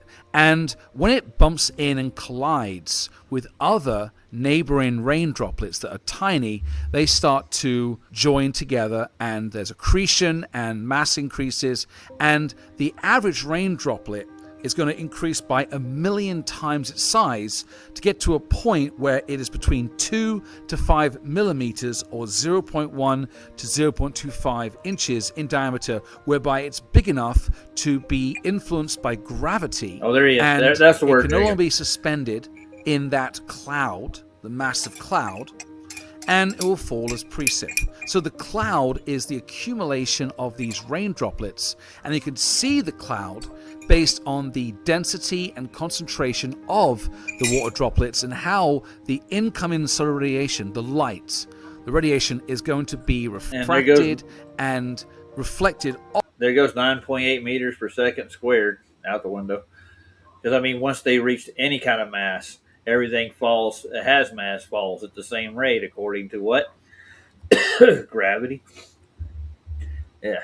Off these water droplets to be able to see the cloud in general. So water vapor you can't see unless it's in very high concentrations, like steam off a boiling pot. But if it's in smaller concentrations and it's spread out across the whole atmosphere, generally you can't see water vapor until it condenses at the LCL and dew point and turns into a cloud where it can change the light radiation and you can see it through light refraction. And as the cloud grows bigger and more condensed with water droplets, it's going to block more sunlight that's going to pass into the clouds on its way to the surface and block a lot of the light going through. Therefore, the cloud appears darker in shades of gray and even black in certain situations. So we know what a cloud is and how they form. However, the rain droplet itself, the initial phase change from water vapor into liquid water as a rain droplet that's extremely small in diameter, needs a little helping hand. Circled them here. Look at this. It's not just pure water that's going to condense. There needs to be a catalyst, a element to the atmosphere that's going to help and assist the phase change and help the water condense around a central point, and that is called a cloud condensation nuclei, or CCN. Now these nuclei denote something very, very small, like a nucleus, something very small, a particle that's going to enable the water droplet to condense fossil fuel easier. Products, smoke, now these nuclei, or these particles, are all over the place, and spray. they come from various sources, both in the atmosphere and on the surface and land, both the ocean and over the terrestrial continents. How do those travel up? Is That's what I want to know. Aerosols. Yeah, so how do those get up out of gravity's reach? I'm done with that crap. That was educational. Uh-huh. It's sharing with me that water in a rain cloud is 1 to 5 grams per cubic meter of liquid water.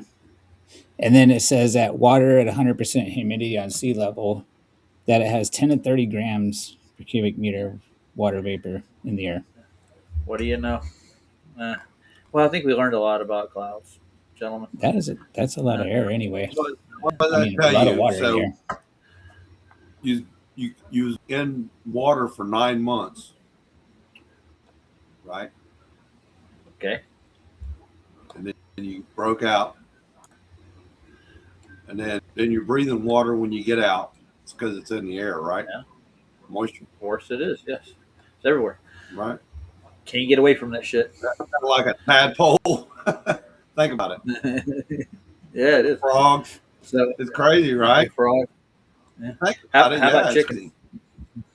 Yeah. Well, I remember when I was all of a sudden it breaks out and starts breathing air. Yeah, it's crazy. So, what goes good with chicken? Anybody? There you go. Now, that was a good segue. We're breaking it up. If this ruined your life, ask Karen. Just for you, Andrew, before you run out of here. Have you seen this yet? Not sure. Probably not. You're going to love this. Taste the biscuit. Taste the goodness of the biscuit. Taste that honey sauce. Taste the goodness of the biscuit with that honey sauce. Hey. Hey. Is the biscuit song ruining your life too? I know it's ruining mine. I'm Donna Gaccio from the Musical Institute of the Mentally Unstable. Here at Mimu, we've got your back. You want to keep singing that song, don't you? But maybe your spouse isn't talking to you. Or maybe your boss is like, please stop humming that during our meetings. Well, we figured, why don't you just switch it up a bit? You like biscuits? Well, have you had Caribbean biscuits in Jamaica?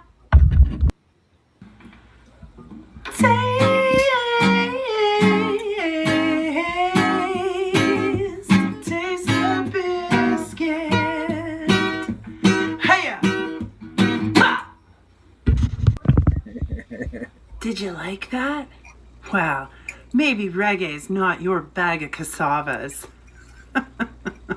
Or maybe you just live in New York and you're a grumpy pants. Well, the Roger Ledwell wing of the Institute has you covered there. Punk it up!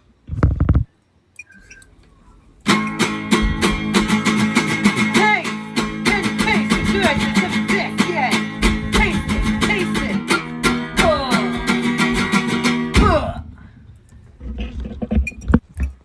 Wow! That was something. What's that, Duke? What's that? You want to hear a little country? A little sweet, sweet sound of home? Howdy. Taste. Can you taste the goodness of the biscuit? Can you taste that chicken fried sauce? Goes good with bourbon and tractors and skinny dipping.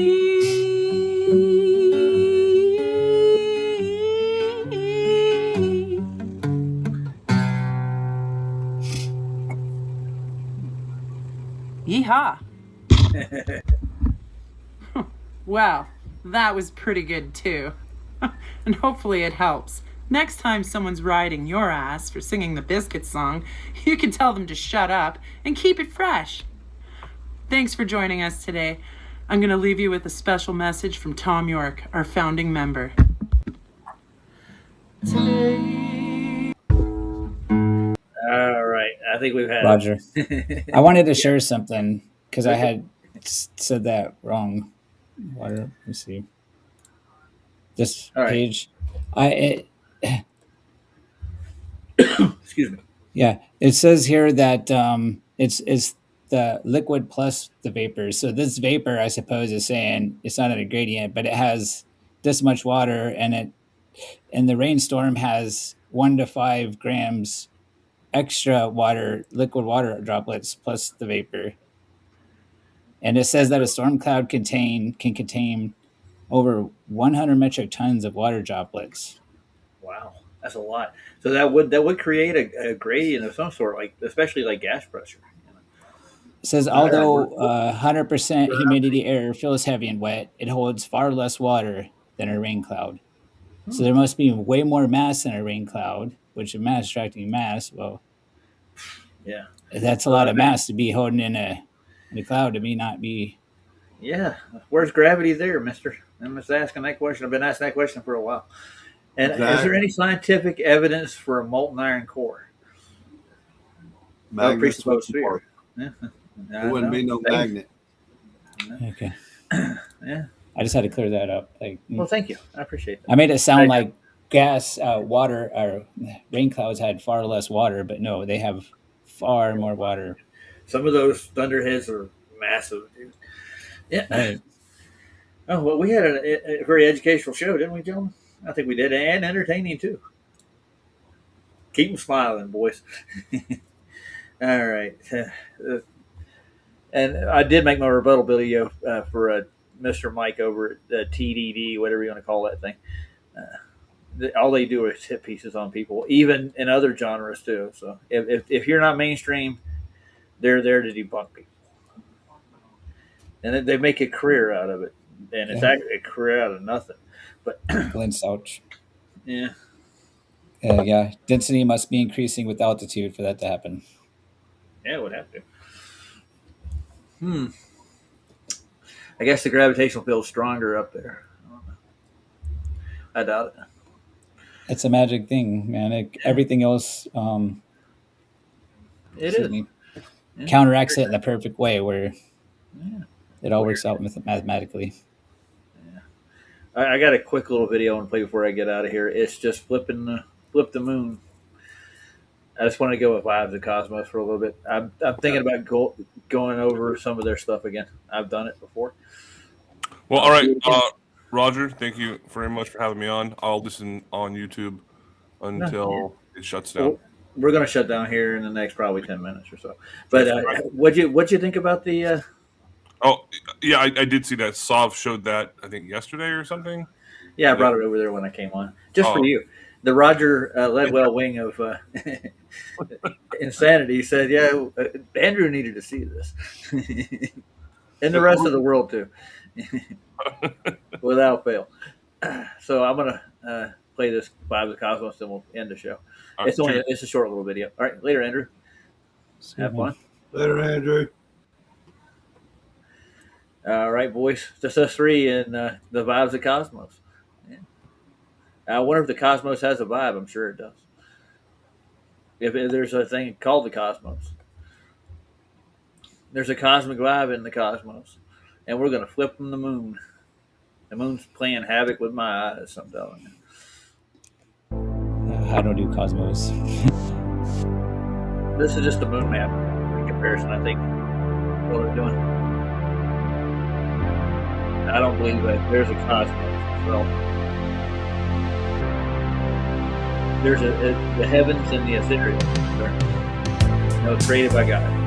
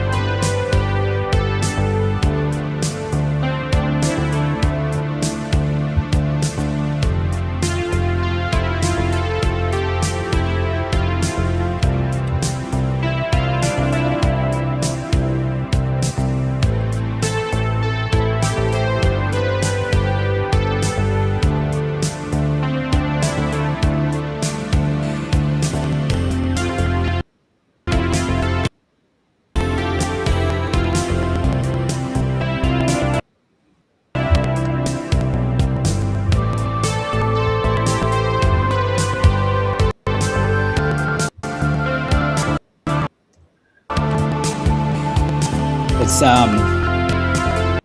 buffering out on us. Is it? Yeah. Doesn't sound like it's good enough for me. Speeds up, slows down.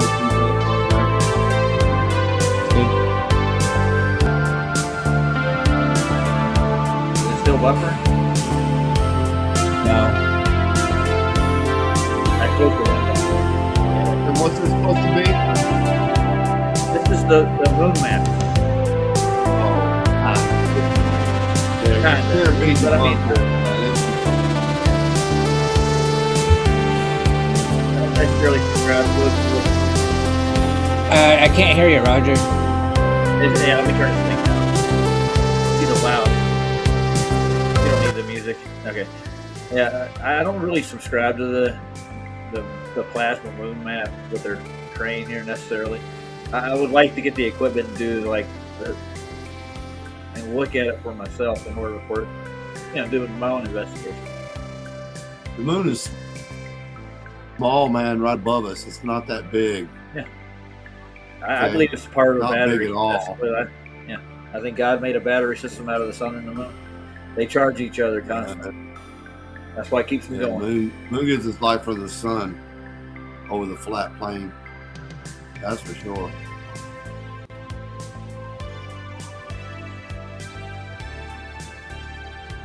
Well, if Scott were here, he'd argue the sun and the moon with you for days.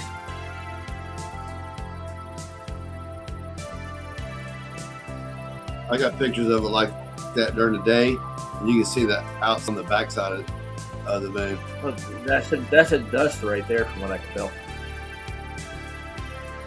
Look at those shadows.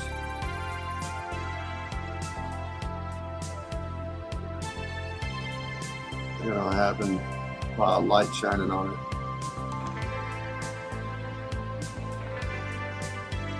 He's at half there now. And yes, I called it a she. The moon definitely has a feminine power, I think. It's definitely... And it has a lot to do with the birth cycle.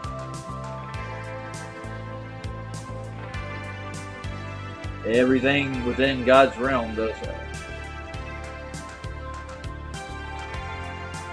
Yeah, when it backs off, you see the sun to the right side of it. You know the sun's on the right side.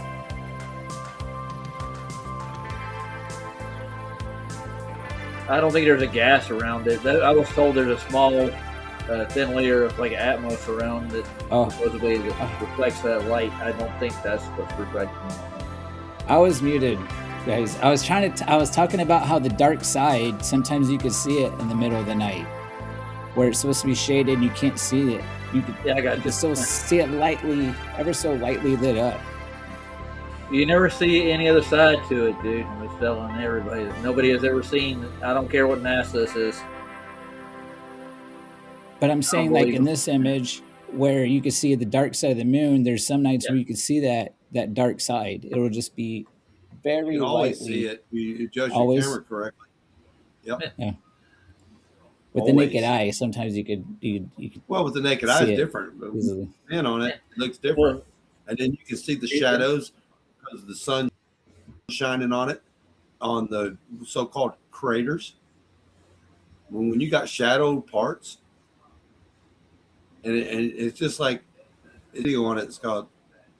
Let's have a look. Go watch that. Well, Still nobody there did a is video to debunk me. And I don't think you can, because I compare it from the sky, and then from the sky looking down from the shadows, like going through the mountains over Arizona and stuff like that. And from the sky, and you can see the shadow, you know where the sun's at. And then you compare, from sky down to the ground, and then from the ground up to the moon, and it looks the same. There's shadowing going on. I think it's made out of like an alkaline. That tells me I Peanut Hunter destroys what they said in a book. I don't know if you've seen my channel at Venetia. I have a crazy video on there where you can change your perception of like these craters. I've seen it. You can see it as dots and dimples as well. It's very, very awkward. Yep, it's small and it's very ugly. It's one of my uplifts. It's coming. It's illusion of perception. No, well, the high altitude balloon footage I saw, man, it looks, and I sent it to Roger, and I guess you couldn't make it out or whatever,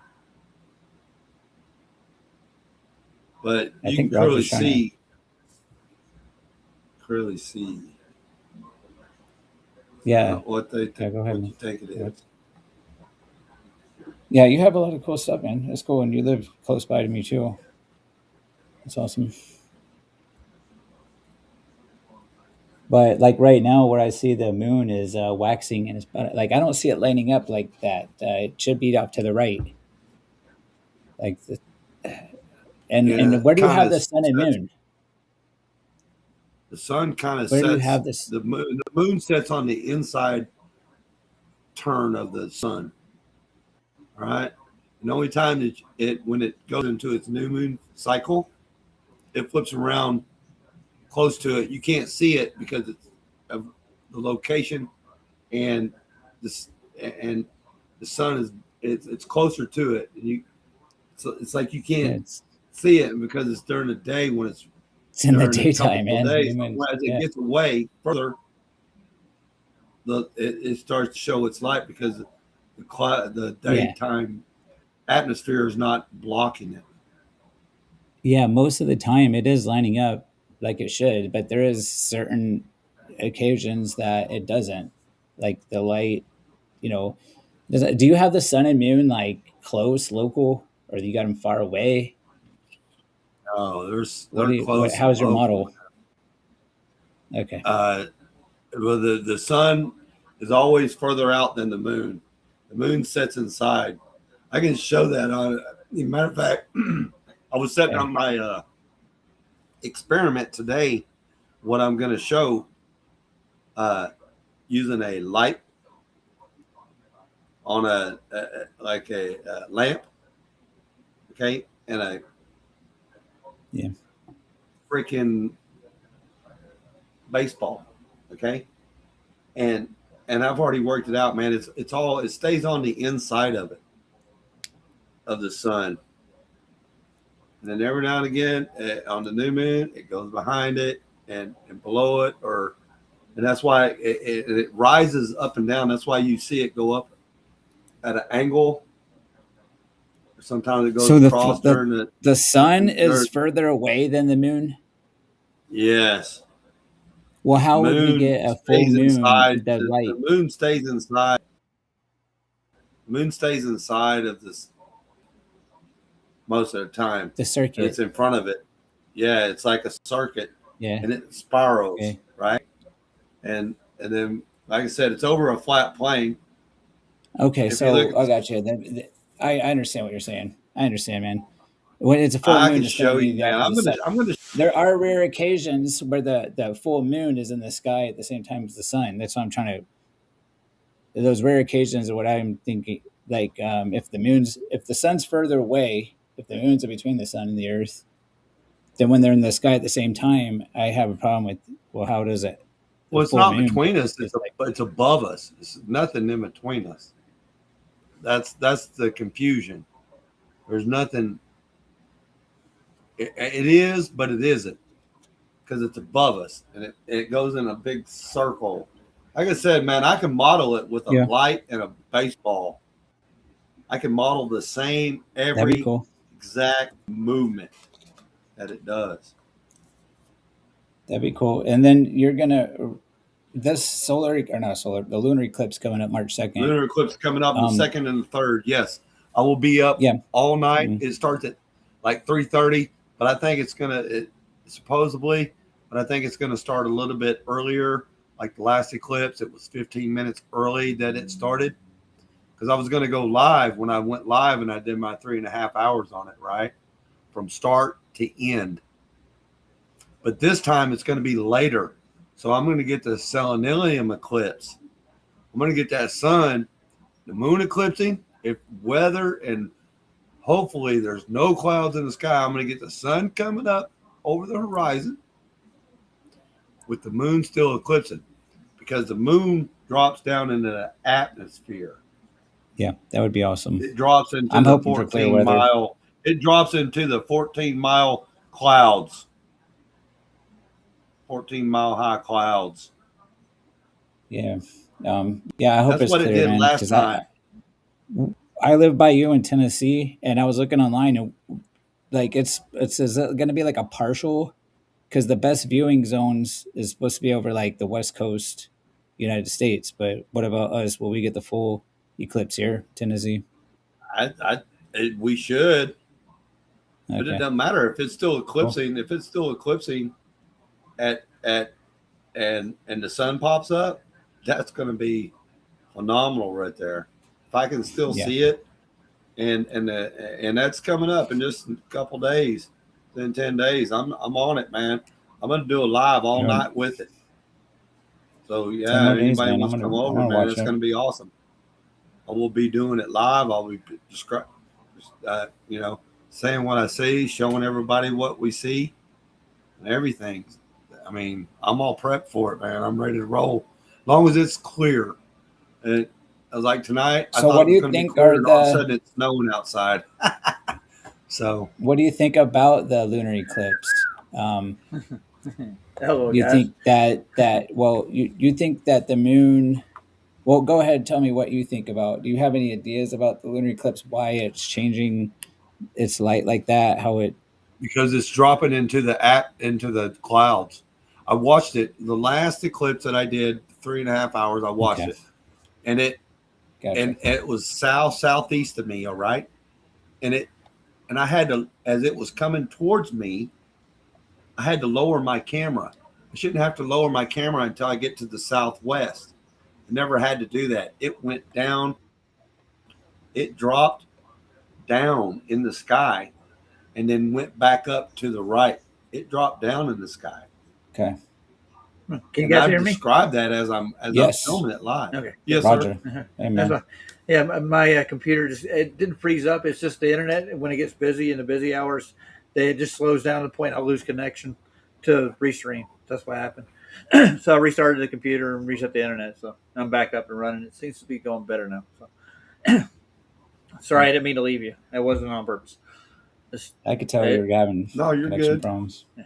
So I dropped the pitchlet data from the NTSB into the chat. If you guys want to grab that, save it. If you don't have it at hand, if anybody asks you if there's level flight for more than 2,000 miles, it doesn't curve. Anyways, just want to throw that in for people. You guys are talking about lunar eclipses, right? I didn't. I came in the middle of this conversation. That one coming up March 2nd. Yes, sir. He might be getting a we call it Selenilian eclipse, where you get the sun and the moon at the same time. The impossible eclipse. Yeah. If there was an eclipse that I did 5 years ago, 4 years ago, 5 years ago, something like that, and that was happening when I was doing the eclipse. The sun but then it got cloudy on me, and I'm like, But yeah, it was like, so I think we're going to have the same type that was happened 5 years ago. And because, like I said, I was up like doing that all night. And moon, when the sun came up, I'm like, and the clouds, I'm like, it was still, but it seemed like it was like low in the sky. I mean, low. And like I said, as it was coming to, because we know we don't move. The moon moves, sun moves, stars move, everything moves above us, right? But yeah, I can't wait to do that. That's coming up within, what's the day? Today's the 23rd now. So we got 28, so 5 days, 7 days from now. I'll be doing that live, bro. Chris. I already think the moon's looking weird because it's waxing from the bottom. To me, that's already weird this week. And it's gonna because it's move right into that eclipse. Well, it's because it's higher in the sky. It's like a smiling moon. I like it. They call it a Cheshire cat. Yeah. Meow. Anyways, well, guys, it's been almost 2.5 hours. You got anything else you want to round up? Like you're actually gonna do a live that night, Carl? Yes, sir. If weather permitting, Yes. And like I said the other day when I told you I was going to do that picture from when I went outside to get the sun, Roger, on the solar eclipse, man, it got cloudy on me. I got some really good pictures of the sun, but I couldn't see what I wanted, and I was using my infrared, and I really didn't get. And I got some other pictures that I haven't downloaded yet from my other camera that's got the sun solar filter on it, but it got cloudy, and I really couldn't see anything. One picture looks like there could be like a moon to the bottom right of it, and when I was watching the live feed, like you was doing right, it was down on the bottom right, and then from my position, it should have been on the bottom right, looking at it from where they were looking at it.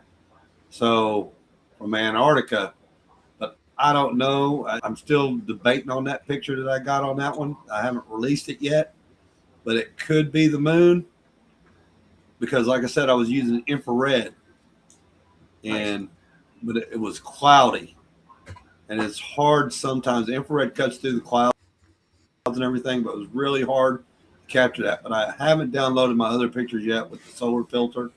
Want to look at those? But yes, I will be doing that live on the 2nd into the 3rd. Nice. Hope Selenium eclipse. That would be badass. So that's my program, Roger. And I'll see you tomorrow on Burn Corporate Fiction. Nice. Yeah, I dropped. You saw his 2 shorts. I dropped them in the chat originally. The last 2 shorts he put out. Those are cool. Like the Ford had figured out what the workday would do to you. Do you see that one? Like he engineered the workday to kill you, basically. Like 40 hours a week, and how much time you have to rest physically. It literally is meant to kill you. They engineered the work week to kill people. Weird. Thank God I don't. I'd almost worked 40 hours a week. I've been doing that most of my life. And there was 2 other things. I've been talking to 2 normies, and I mentioned I'm going to go to Antarctica in December, and one of them asked me, "Are you going to make it over the ice wall?" I'm like, well, I hope so. There's people out here talking about this. Admiral Byrd did say we broke through the Great Ice Barrier to get to Middle America. So somehow you had to break through the ice barrier to get to the Middle America. Yeah. And James Ross Clark and Captain Cook tried to break through it, and they couldn't. With I think Clark did 3 missions to the Antarctic, and Cook did several, and they couldn't get through it. There's no way. I don't think you can break all the way through it. Like if it thaws out, we could break through it. They didn't have the metal ships like we got today. No, but we got an army. We can do it. And I'll be contacting AIL tomorrow for more jobs. I'm going to try to get a job down there for certain. I haven't heard back about the 4 that I've applied for so far. So, and I'll put my GoFundMe in tomorrow. Well, I can't do a stream tomorrow really. The next 2 days I'm working full shifts till close. So I'll probably do an early stream, and I'll put my GoFundMe in there, see if guys can pass it around, and we'll try to drum up enough money to get me started with this adventure in life. All right, well, gentlemen, I'm gonna play out with a song. Say good night to everybody. All right, you good? See ya. Yeah? All right, hi everybody. Thanks everybody in the chat. Yeah, much love, everyone. What about FTFE? Maria's talking. Santero's talking about him. I don't know. Craig is not here. Sorry, no Craig. We're going to dome it. Great song, though.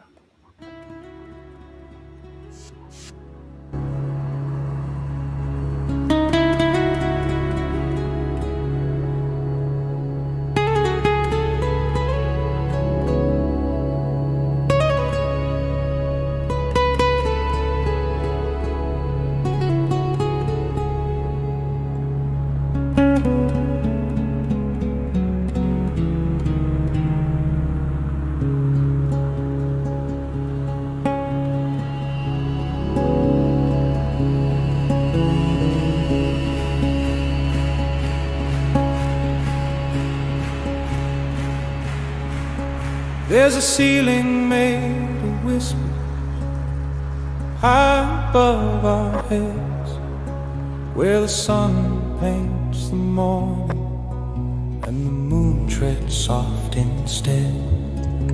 The stars are holes in a curtain, or so the wise ones say, a veil that keeps the secrets where the ancient truths stay. The don't, they never speak its name. A circle of silence hiding the flame.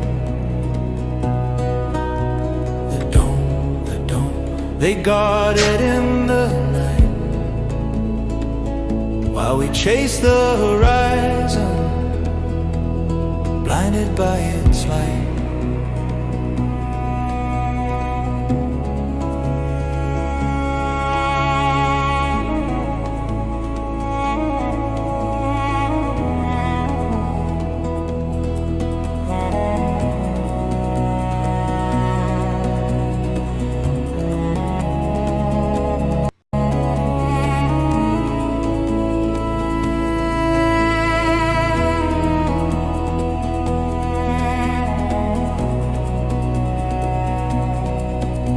They spoke in tongues of granite, in times we can't recall, mapped the heavens with their chisels, their echoes in the hall. But now we build our towers and reach, but still can't find the edge of what encases the shroud that binds our minds. Do you see it when the sky turns red? Or feel it when the clouds have fled?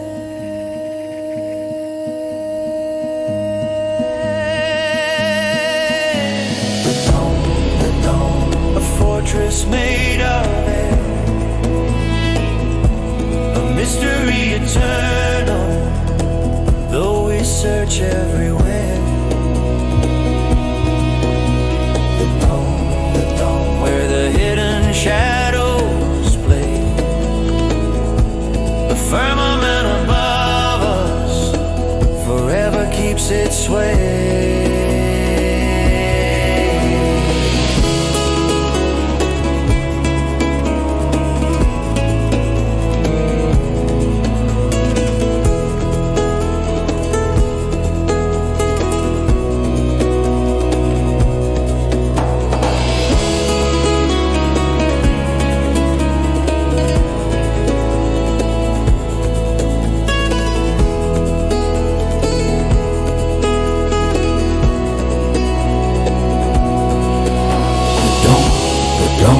Where the hidden shadows play,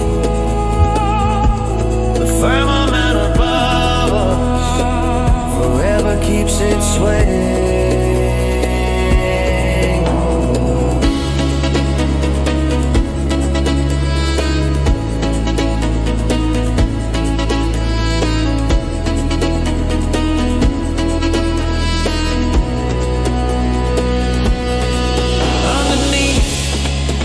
They gather, a brotherhood of keys, whispering of windows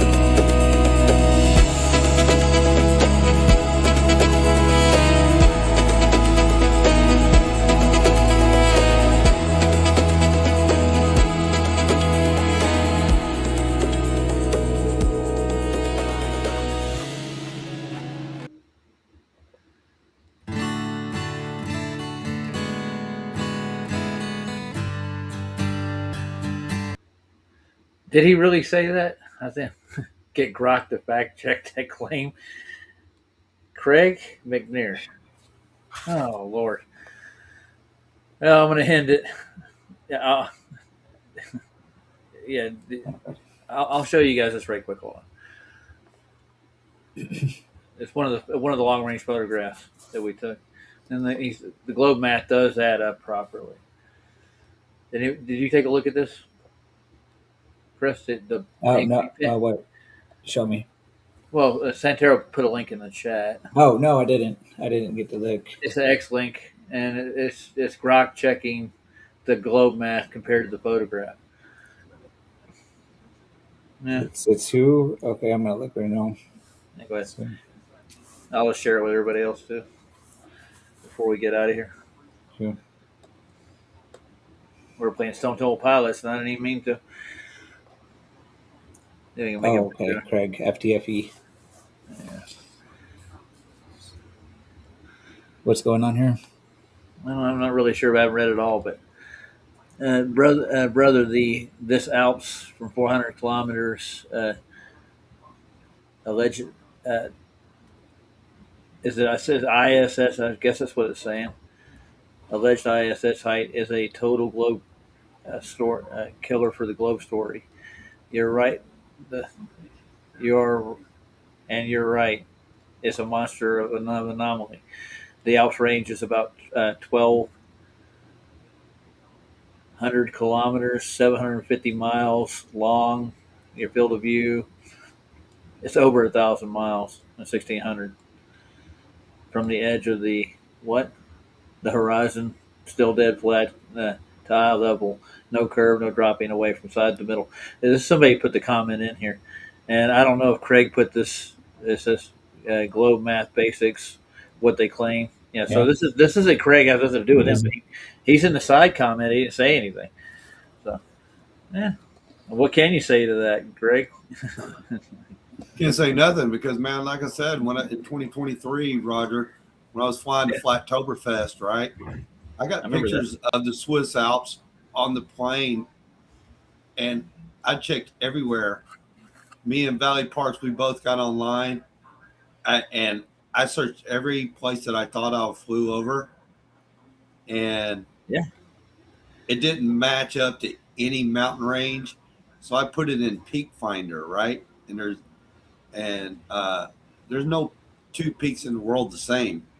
When it took it 20 minutes to locate these peaks, and said it was the Swiss Alps over 2,000 miles away. The picture I got. You can beat that. Neither. Nobody's ever debunked that yet. Because they can't. They can't debunk the 1,600 kilometers. I had it on infrared. Miles, right. Yeah. And it showed up. Let's end it. Say goodbye, everybody, again. See you guys. That got my attention. Later. See ya. Good seeing everyone.